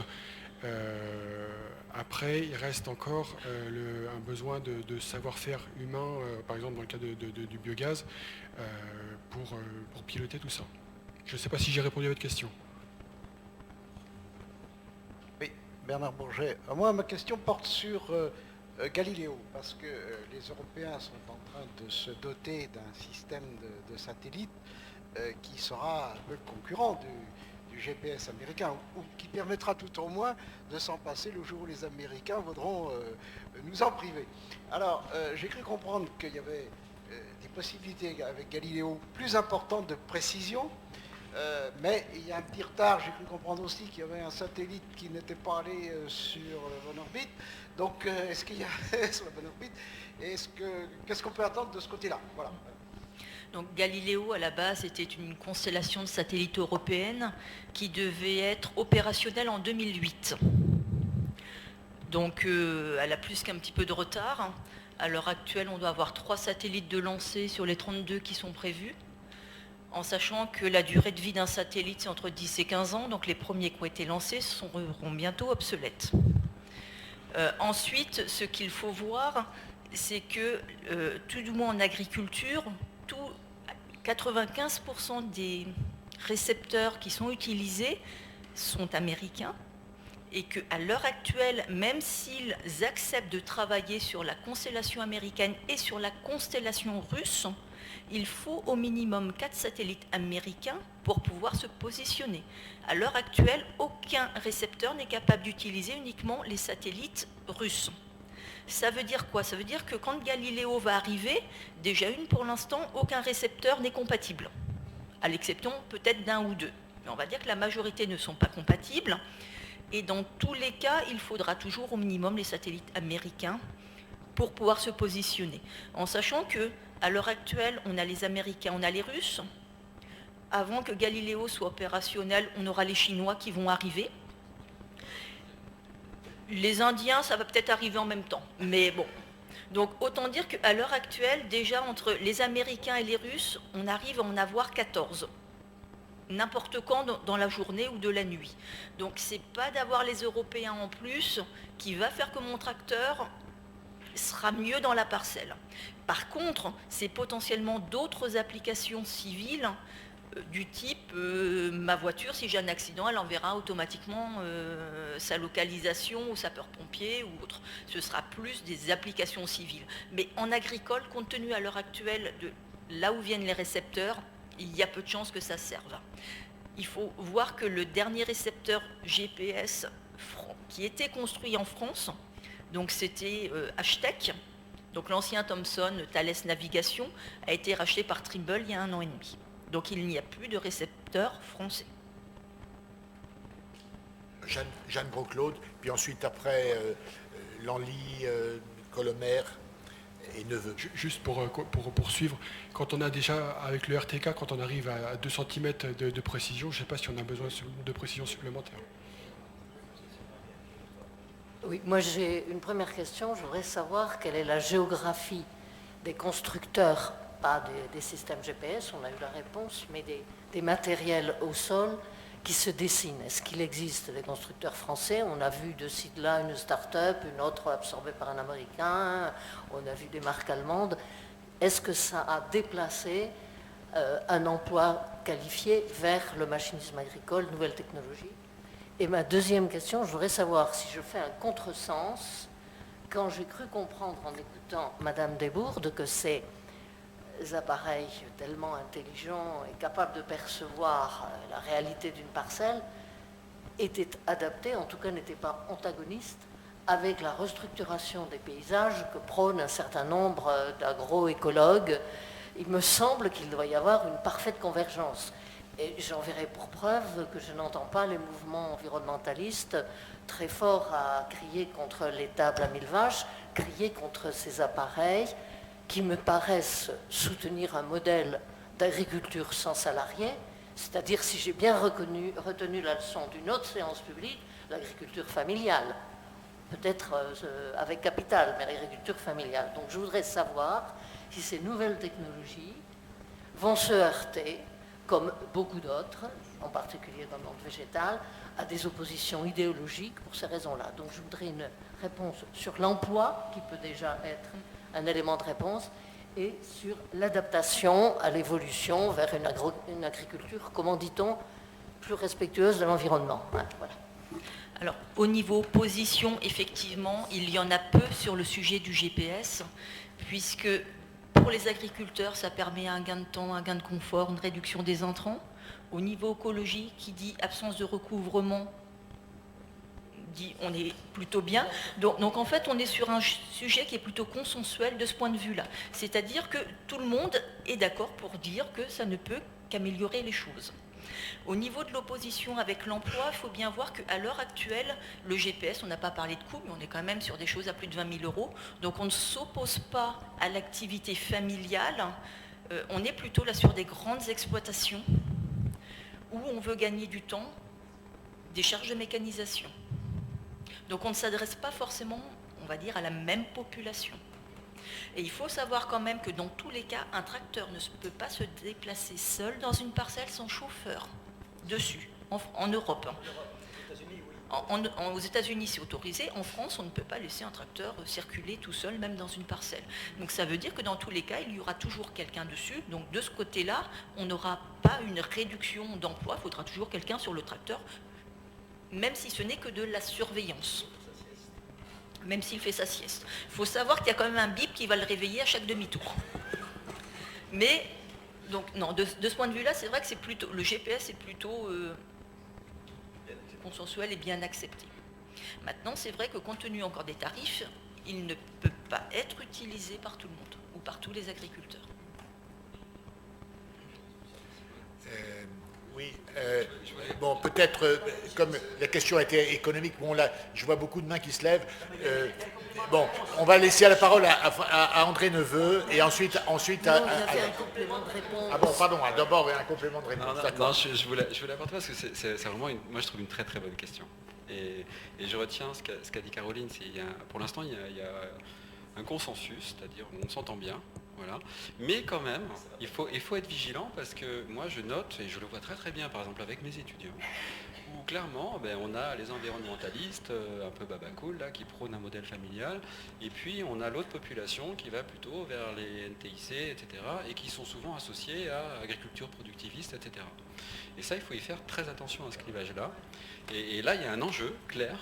Et moi, je pense que, moi, je suis très inquiet, même avec mes collègues, parce que je suis intimement persuadé que ces nouvelles technologies, alors certaines sont coûteuses, d'autres ne sont pas tant que ça. Il faut dire ce qui est. Et elles peuvent vraiment faire d'économiser des intrants. Et il y a clairement un enjeu, quand on parle d'agroécologie, pratiquement. Je pense que ces nouvelles technologies, elles vont aussi nous permettre d'inventer de nouvelles choses. Des choses qui n'étaient peut-être pas permises jusqu'à présent.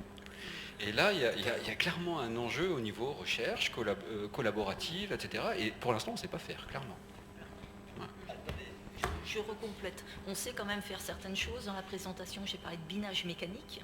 On parle d'éco-phyto 2018, réduction des produits phyto. C'est-à-dire qu'on revient à du binage mécanique et typiquement une localisation à 2 cm permet de revenir, alors après que les gens veulent l'utiliser ou pas, mais ça va permettre de nouvelles interventions qui n'étaient pas envisageables avant. Comme je disais tout à l'heure dans la première diapositive, ce qu'on voit, c'est que la population agricole diminue, il y a de moins en moins de main-d'œuvre. Donc, ce qui fait que ça a eu pour conséquence que la connaissance qu'avaient des sols qu'avaient nos anciens s'est perdue au fur et à mesure avec l'agrandissement des parcelles. Et finalement, avec toutes ces technologies, on redécouvre cette variabilité, cette connaissance qu'avaient nos anciens. Donc, ça va plutôt dans le sens écologique. Pour en revenir sur la question de la main-d'œuvre, la difficulté de trouver de la main-d'œuvre qualifiée et même non qualifiée, c'est vraiment quelque chose qui est présent aujourd'hui, qui est vraiment existant sur le marché. Donc on va indubitablement vers des modèles de plus en plus gros. J'entendais l'autre jour que l'exploitation de la ferme des 1000 vaches, ça serait en 2040 la moyenne d'une exploitation laitière en Europe. Dernier point concernant les constructeurs de robots, il y a beaucoup de start-up, de petites sociétés, même de constructeurs français et ouest européens qui travaillent sur le sujet. Il y a vraiment un savoir-faire à développer ici. Bien, on va passer la parole à André Neveu, ensuite à Jean-Paul Lanly, parce que ça fait longtemps qu'il la demande, ensuite à Colomer. Oui, c'est pour prolonger la question et après à Luc Guyot. De Jeanne Gros-Claude et de la discussion qu'on vient d'avoir. Quand je prends Vous avez donné des chiffres de 700 000 hectares traités par GPS en France sur 4 millions pour l'ensemble du monde. Il me semble que la position de la France, d'abord, elle est en très bonne position parce qu'on représente 3% de la production mondiale et on doit représenter 15% des surfaces traitées comme ça. Et la question que je me pose, c'est est-ce que cet écart n'est pas dû au fait que la main-d'œuvre en Brésil, par exemple, où il y a de très grandes exploitations qui, logiquement, devraient pouvoir utiliser ces techniques, soit elle est incompétente, soit elle est très bon marché, et donc on n'a pas du tout intérêt à remplacer les outils mécaniques par des robots. Alors qu'en France, vu les salaires, on a tout à fait intérêt, on peut avoir intérêt à ça. Alors, la télédétection, je pense qu'on est très plus que mon histoire de surface là, et ça c'est grâce à des gens visionnaires et aussi grâce à une filière très bien structurée et notamment l'intervention d'instituts techniques comme Arvadis, le CETIOM. Et en fait c'est cette rencontre entre des gens du métier EADS. Une structure qui n'existe pas au Brésil par exemple. Et alors la problématique n'est pas la même, mais en tous les cas ce qui est sûr c'est que les services qui sont que j'ai cités pour ne pas le citer, Farmstar, je pense que c'est l'un des plus aboutis au monde. Vraiment. Et voilà, par rapport à ce que j'ai vu par ailleurs, c'est le plus abouti à tous les niveaux. Donc là, on peut être très fier, hein. On est très en avance. Et je pense que c'est aussi la raison du succès de ce produit ou de ce service au niveau national. Alors, pour compléter, il faut bien voir aussi qu'à l'heure actuelle, les images satellites permettent d'avoir une idée de la végétation en place pour nous améliorer la fertilisation des parcelles. Il faut bien voir qu'aux États-Unis, au Brésil, la fertilisation, ce n'est pas leur préoccupation. Les rendements font que s'ils font un apport d'azote, c'est déjà beaucoup. Donc en fait, les problématiques que nous, on a, eux ne les ont pas. Ce qui fait que pour l'instant, ce que l'on sait faire chez nous, ils n'en ont pas l'utilité chez eux. Oui, ma question s'adresse à M. Tisser à propos de télédétection, mais juste avant, une toute petite anecdote. Dans les années 70, un professeur d'inventaire forestier suédois qui s'agaçait un petit peu de l'activisme des vendeurs de télédétection satellitaire parlait pour les photographies aériennes, donc déjà pour le passé, de vendeurs non pas de photo-interprétation, mais de photo-imagination. Alors ma question à M. Tisser, il n'a pas du tout parlé de la calibration des logiciels d'interprétation de télédétection, si dans telle région de France ou même tel terroir, la calibration doit être un peu différente, et donc la nécessité d'une vérité terrain qui est coûteuse. Il faudrait peut-être dire quelques mots là-dessus. Merci. En fait, j'en ai touché deux mots, c'est vrai, très rapidement, hein, avec cette diapositive-là, en insistant sur le fait qu'effectivement c'était un cycle et un produit qui était très complexe. Que même, effectivement, si on avait des capteurs qui étaient correctement étalonnés, si on avait des modèles de correction atmosphérique, parce que l'atmosphère aussi est importante et vient affecter le signal, sur le terrain, on a une grande variabilité, hein, des espèces différentes, des dates de plantation différentes, des variétés différentes, des densités de semis différentes, et tout ça, évidemment, nécessite d'être renseigné, d'être réétalonné en permanence pour fournir un service de qualité. Et c'est la raison pour laquelle, alors ça se voit ici, hein, Farmstar, obligatoirement, c'est l'association entre plusieurs métiers, des gens qui sont spécialistes du modèle et de l'image satellite, et des gens qui sont spécialistes du modèle agronomique et qui ont des stations expérimentales avec des techniciens sur le terrain qui vont être capables de faire des mesures et de valider en permanence et pratiquement continu au cours de la saison les modèles qui sont développés au cours de ces services. Et là, effectivement, ces techniciens sur le... Et c'est fondamental, hein, si on n'a pas ça, moi je suis entièrement d'accord, ça ne marche pas. Oui, je voudrais rebondir sur cette question, justement, peut-être une question à Caroline Desbordes, c'est est-ce que vous avez réfléchi à la propriété intellectuelle des données, notamment fournies par les agriculteurs, et la commercialisation de ces banques de données? Et puis une question à Ludovic Pimon. Alors là, typiquement, là, les données appartiennent aux agriculteurs. C'est-à-dire que toutes les données qui rentrent dans Farsar, donc effectivement, on a dit qu'il fallait au minimum la culture, la variété, le type de sol, l'objectif de rendement. Enfin, il faut toutes les informations nécessaires à rentrer dans les modèles pour réussir à sortir un conseil utilisable par l'agriculture. Ces données appartiennent à l'agriculteur. Elles sont collectées et mises en commun dans des banques de données qui, elles, peuvent les utiliser pour les commercialiser. Est-ce qu'il y a un retour pour les agriculteurs? Non, ces données ne sont pas commercialisées. Ouais, mais enfin, elles sont récupérées. Alors, déjà, avec Google, j'imagine que ça va venir rapidement. Non. En fait, ces données sont collectées par les coopératives, sont transmises par Airbus, mais déjà en dehors d'Airbus ou d'Arvalis, personne n'a l'intégralité des données. Et les bases ne sortent pas d'Arvalis. Il y a une question à Vimont, c'est on observe que dans les recherches sur les robots, il y a de plus en plus de recherches autour des androïdes.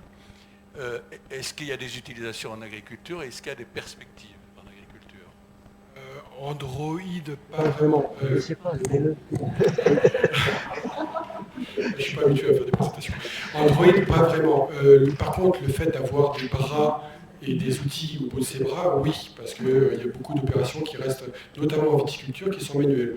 Comme la taille, je parlais tout à l'heure, il y a les pomprages, il y a le relevage, il y a plein d'opérations qui se font encore manuellement. Donc, la récolte des fruits, par exemple. Donc, il y a encore plein d'opérations qui se font manuellement. Donc, ce ne sera pas des androïdes à proprement parler, quand même. Merci.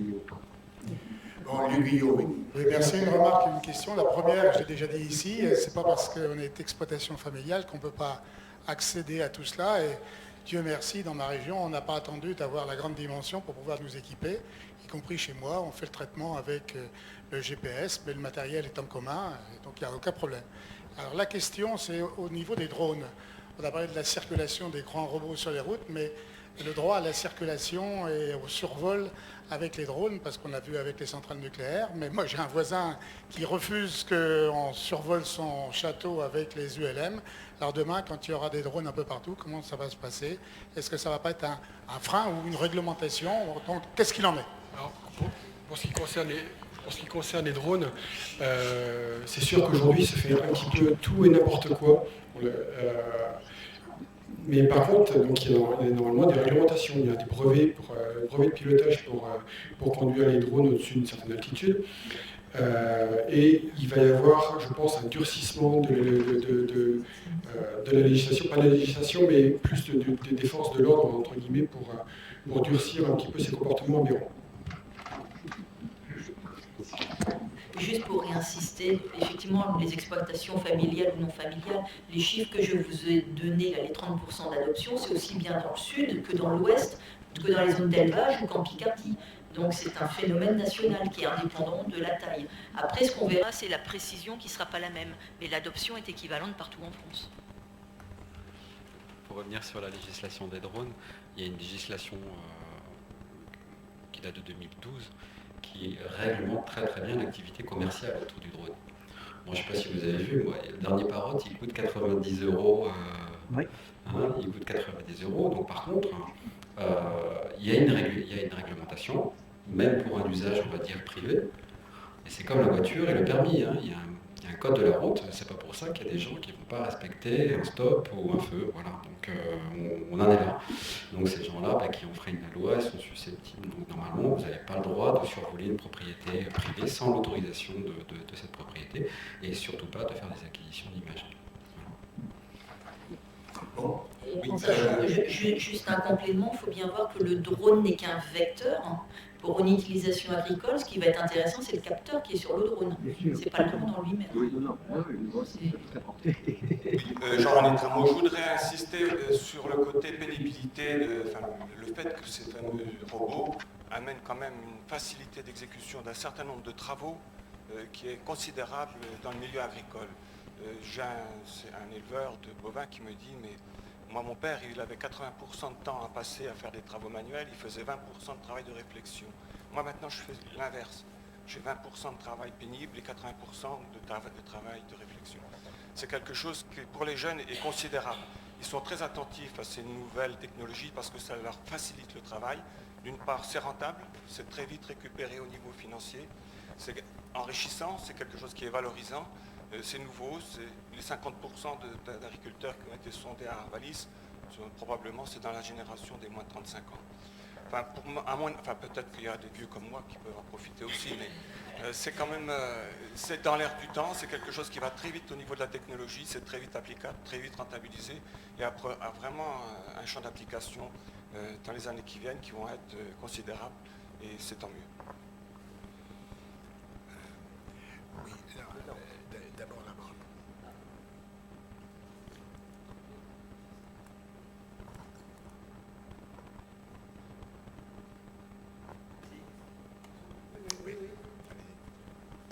Malcolm Hadley, le PAC en français, non,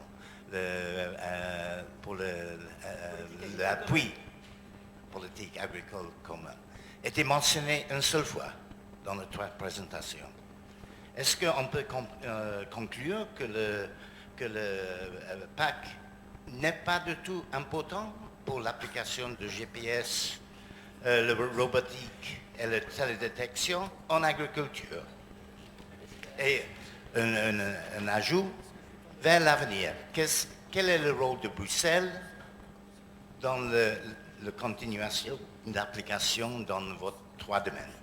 Merci.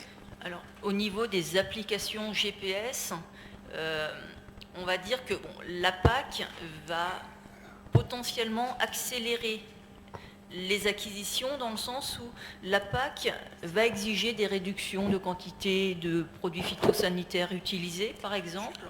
Et l'une des possibilités, c'est d'utiliser soit les coupures de tronçons pour réduire les quantités apportées, c'est la modulation. Donc la PAC va obliger certainement, va accélérer leur utilisation dans le sens où ces outils vont permettre de répondre à certaines contraintes de la PAC. Maintenant, ça va être une conséquence indirecte.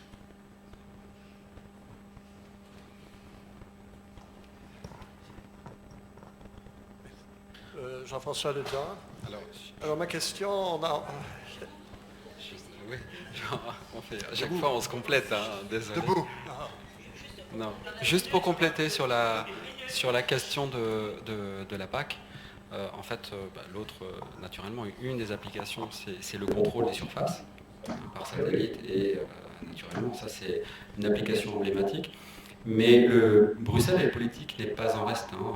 Si vous avez regardé l'actualité, il y a une étude qui vient juste de sortir, qui a été commanditée par la Commission européenne sur les technologies de l'information et de la communication, spécifiquement en agriculture, avec vraiment l'enjeu d'étudier en quoi ces technologies vont maintenir une agriculture compétitive et comment au niveau de la communauté européenne. Ça, c'est le premier point. Et deuxièmement, avec une étude très spécifique, parce que là, on voit bien qu'il y a un enjeu, et d'ailleurs, la question a clairement été posée par rapport à l'écosystème. Est-ce que c'est générateur d'emplois dans nos pays?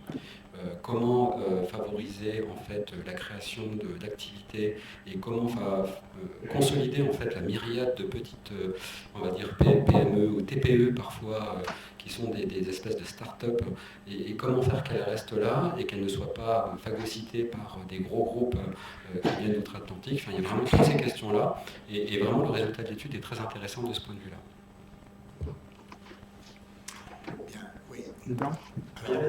Debout, s'il vous plaît. voilà ma question. Non, debout.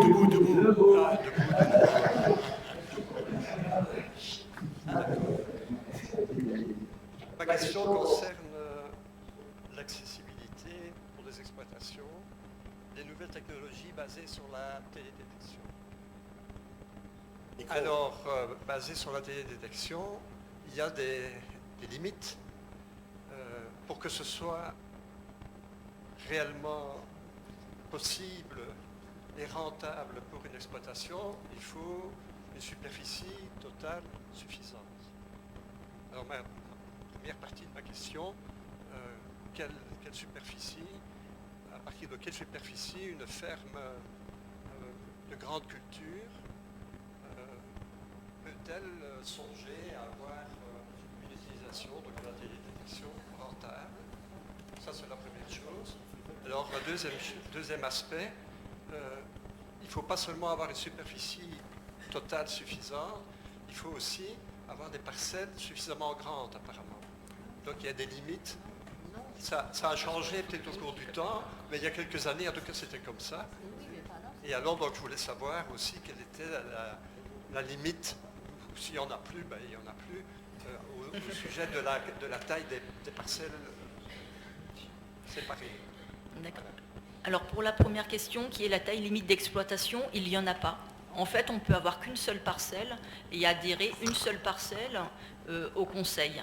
La seule limite, c'est qu'on a vu que la télédétection, il faut que la photo soit prise et il faut être sous un carré que le satellite a pris. Mais sinon, il n'y a pas de limite de taille d'exploitation. Je ne peux adhérer qu'une parcelle de 10 hectares, de 20 hectares ou moins.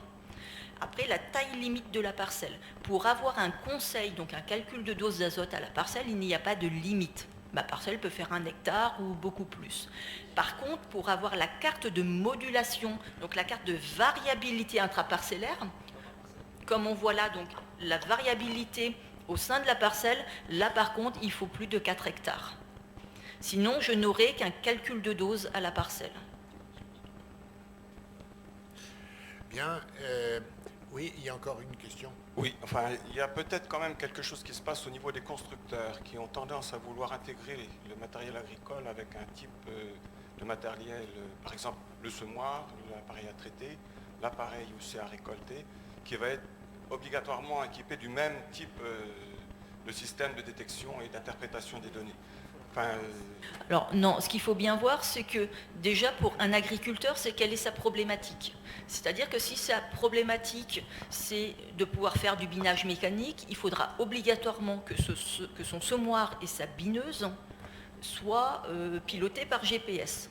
Si par contre, il a une problématique, je veux mieux gérer mon pulvé parce que c'est ce que je veux faire, il ne pourra avoir un autoguidage que sur le tracteur sur lequel on a le pulvérisateur. Il faut voir également que les systèmes de GPS, même si on a beau dire qu'on n'a pas de compatibilité, on en a dans certains cas. Ça veut dire qu'on peut prendre du Trimble, on peut prendre du John Deere, on peut les installer sur n'importe quelle couleur de tracteur.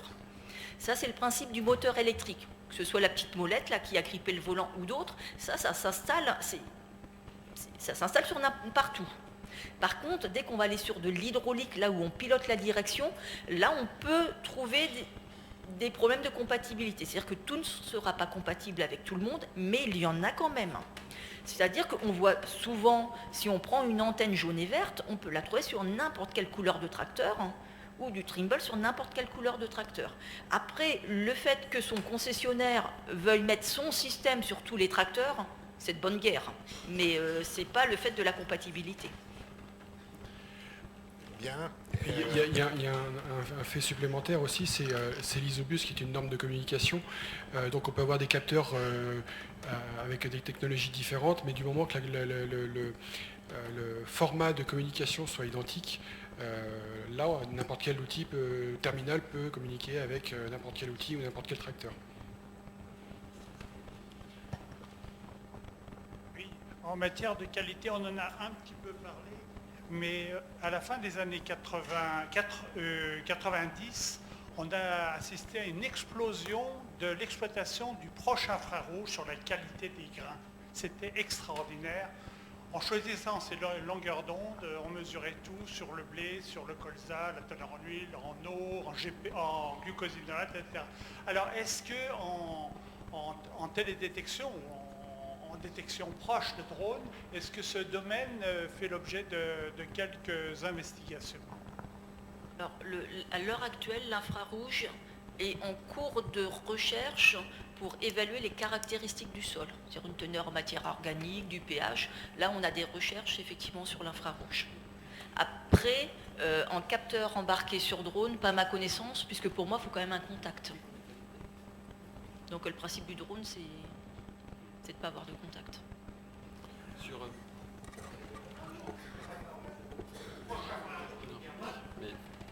Ce que je voulais dire, c'est que dans ce que l'on a à l'heure actuelle, quand on fait de l'infrarouge sur des grains ou de l'infrarouge sur du sol, pour l'instant, on est sur des outils pour lesquels on a besoin de contact. C'est-à-dire que la lentille, il faut la poser sur le sol. À l'heure actuelle. Bien. En fait, encore. Non, si, une petite précision, parce que j'en ai pas parlé, mais en fait. Une seconde. Non, en fait, effectivement, il y a la télédétection. De ce point de vue-là, je pense que, il y a des progrès qui sont à venir, mais de là à mesurer la teneur en protéines dans des grains, je pense que voilà, on n'y arrivera pas. Par contre, ce qui se passe, c'est qu'effectivement, on a des capteurs, ce qu'on appelle proxy détection, où il n'y a pas effectivement de principe de mesure destructif. On arrive très proche du produit que l'on souhaite évoluer et qui vont nous permettre effectivement de mesurer un certain nombre de propriétés. Alors, je ne sais pas où on en est, mais je sais qu'il y a des capteurs de protéines qui tournent. Moi, j'en ai vu tourner en Australie. Non, sur moissonneuse-batteuse au champ, des capteurs de protéines en temps réel sur le blé. Et puis, par exemple, en vigne, vous avez un constructeur connu du sud de la France, Pélinck, qui va, là, ça y est, c'est parti. Donc je peux l'annoncer, dès le printemps, on va sortir un pistolet qui va permettre, en flashant les grappes, de mesurer le sucre, la couleur, etc.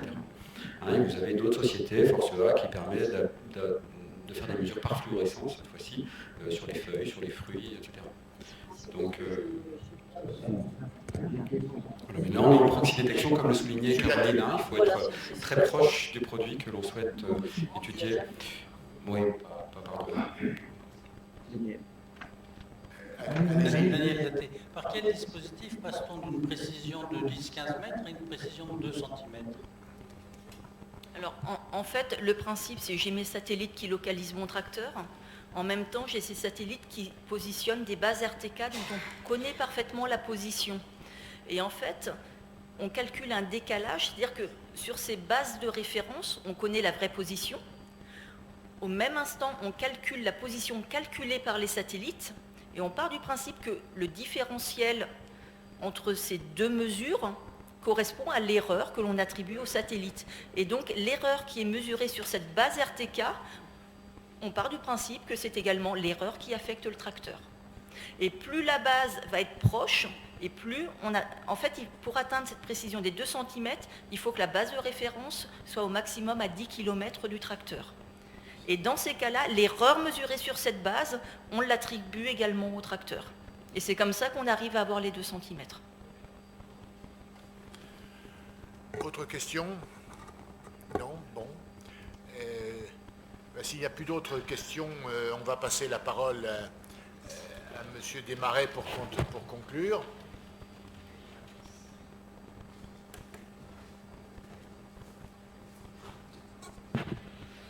Chers consoeurs, chers confrères, je ne sais pas si, comme moi, vous avez apprécié cette séance, mais moi, ça m'a redonné un coup de jeune. Et en fait, quand avec mon ami et doublement confrère, nous avions testé cette séance à l'Académie des technologies, c'était un peu pour impressionner nos confrères de l'Académie des technologies qui, dans les grandes filières de l'industrie, qu'elle soit mécanique, qu'elle soit celle des énergies, qu'elle soit... nous bassiner avec, évidemment, tout ce qu'on peut faire avec l'éthique. On peut faire beaucoup de choses, c'est vrai, on vient de le voir. Et moi, j'y ai vu également des progrès considérables, parce que il se trouve qu'en 1995, le groupe dans lequel j'ai passé pratiquement toute ma carrière avait racheté en Arménie, après la perestroïka, les brandies arméniens. Et alors, on a été très surpris parce qu'aux premières vendanges, il nous manquait beaucoup de raisins. Et on a essayé de comprendre pourquoi, et on nous a dit, mais Gorbatchev étant passé par là, il y a eu beaucoup d'arrachages. Alors le problème, c'est qu'il n'y avait pas de cadastre, il y avait énormément de problèmes pour arriver à savoir quelle était réellement la surface en vigne. Alors bon, avec mes collègues, on a eu l'idée d'utiliser les photos satellites spot, et là, là, on a eu des images intéressantes. On a pu effectivement calculer à peu près la surface en vignoble. On avait un petit problème quand même, c'est qu'en Arménie, les vignobles sont complantés avec des abricotiers. Donc il fallait un petit peu distinguer, mais ils ont réussi à nous faire des images assez claires pour avoir une précision quant à la surface du vignoble et donc de déclencher un programme de plantation pour être certain d'avoir les quantités de raisins qui étaient nécessaires à l'élaboration de notre brandy arménien qu'ils appelaient cognac à l'époque, mais enfin ils ont bien changé depuis. Alors voilà pour l'anecdote, c'est tout.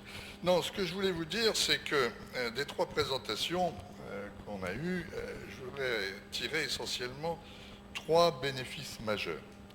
Le premier, bien sûr, c'est l'amélioration constante de la qualité des travaux en agriculture. Parce que, on l'a vu, que ce soit Caroline Desbordes, que ce soit également Bruno Tisser, elles nous ont montré que grâce à ces équipements pilotés par GPS ou par tous les outils de la télédétection, on avait une précision des travaux en agriculture. Et ça, c'est quelque chose qui est très important. On le sait depuis un moment, on cherche à aller vers une agriculture de précision.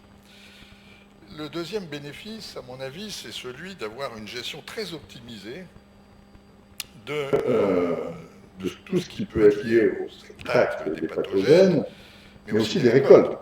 Et là, je voudrais citer effectivement notre confrère de l'Académie des technologies qui vient d'être mentionné, Roger Pélinck, qui a déjà en tête, bien sûr, des machines à vendanger qui permettraient de récolter certains rangs de vie, mais uniquement la partie qui est à bonne maturité, de le passer, de revenir plus tard pour être certain de fournir évidemment à la cave les raisins qui sont au top de la maturité phénolique, puisque c'est maintenant un des critères majeurs pour être certain de faire en bonne qualité. Et puis, le troisième point, c'est bien sûr une meilleure utilisation de la main-d'œuvre, avec l'arrivée des robots, tels que Ludovic nous l'a présenté. Bien sûr, là aussi, ça a été signalé, ça permet évidemment à l'agriculteur de se consacrer à des tâches beaucoup plus nobles, qui sont plus en plus des tâches de gestion, puisque les agriculteurs aujourd'hui sont quand même, ne l'oublions pas, des chefs d'entreprise. Et un chef d'entreprise, évidemment, moins il a de tâches répétitives à faire, mieux il peut gérer son exploitation. Alors, si ces technologies nouvelles conduisent à des progrès constants dans l'exercice des métiers de l'agriculture, je pense qu'il convient de prendre la mesure sur justement la formation des métiers. C'est vrai que c'est un petit peu ma marotte, peut-être parce que l'Académie des technologies, j'ai pendant 2 ans animé un groupe de travail sur la formation professionnelle, et je trouve que dans notre noble compagnie, nous ne le faisons pas assez. Mais si vous voulez, ce qu'on constate, c'est que, et ce n'est pas d'ailleurs dans nos écoles d'ingénieurs où on sait s'adapter très vite à l'évolution des technologies enseignées, c'est plutôt dans les autres niveaux, c'est-à-dire les niveaux qui correspondent au bac professionnel, éventuellement au niveau des BTS, qu'il y a des besoins. Et je crois qu'il serait important de s'assurer que ces enseignements prennent bien en compte, non pas uniquement l'aspect théorique de l'utilisation de ces technologies, mais aussi les aspects pratiques. Alors j'en veux pour preuve une discussion que j'avais eue justement avec la DGER et avec le doyen de l'inspection générale de la DGER qui m'avait dit « mais mon pauvre ami, rassurez-vous, nous avons aussi des problèmes », parce que je lui disais que ce que j'avais rencontré avec mes confrères de l'Académie en visitant un certain nombre de lycées professionnels en France, de l'éducation nationale, on avait vu qu'il y avait une intellectualisation poussée et de moins en moins de pratique. Et il me disait, mais vous avez dans les lycées à l'école, ça va arriver. Et c'est en train d'arriver, donc prenez-y garde et aidez-nous si possible. Donc je le mentionne parce que je pense que ça pourrait être un point d'intérêt pour notre compagnie. Alors, et des questions ont été posées aussi, et j'en avais un peu prévu certainement l'arrivée, c'est une question qui me taraude aussi, c'est d'éviter peut-être que se creuse une dichotomie entre une agriculture dite paysanne, des petites exploitations, où l'on craint en général plutôt par méconnaissance l'arrivée et l'utilisation des nouvelles technologies, et puis une agriculture, comme on l'a vu dans les questions, beaucoup plus technique, peut-être correspondant en majorité, mais pas toujours, à des grandes exploitations, Si on veut éviter ça, il faut certainement intégrer, là encore, dans le cursus des formations, savoir-faire, comme je viens de le dire, mais aussi un moyen de communiquer pour éviter que cette dichotomie ne se creuse. Alors, moi j'ai bien connu ça aussi dans un grand groupe agroalimentaire. J'ai appelé ça le syndrome conservateur des directeurs de marketing. Vous avez tous vu, bien sûr, un certain nombre d'images qui font toujours référence à la laitière à son pot au lait, ou bien à tout ce qui peut être jardiné pour vous donner les meilleurs aliments qui existent dans les marchés. Alors c'est quelque chose qui au début d'ailleurs m'avait été reproché par mon ami aussi et confrère, notre confrère Pierre Fayet, qui trouvait que les industries agroalimentaires utilisaient un peu trop ces aspects historiques pour vendre leur cagnotte. Alors en fait, c'est difficile parce que c'est vrai qu'on aime bien faire référence, en France en particulier, à nos traditions. On montrait que tous ces bons produits agroalimentaires qu'on exporte à travers le monde ont une vieille histoire. Et donc, on utilise essentiellement ces aspects historiques. Ça devient difficile. Néanmoins, moi j'ai connu ça. On avait utilisé les hautes pressions à un moment donné pour associer à un grand laitier, que je peux citer, puisque Christian Mercier est là, qui est Danone, pour essayer de faire des yaourts avec des fruits dans lesquels on ne mettait plus du tout d'arôme artificiel, que de l'arôme naturel, et non plus de les pasteuriser par une pasteurisation thermique, qui est classique, mais par les très hautes pressions. Et là, c'est pareil, on avait dû hors de question d'en parler, parce que comment le consommateur va prendre ça, on ne sait pas.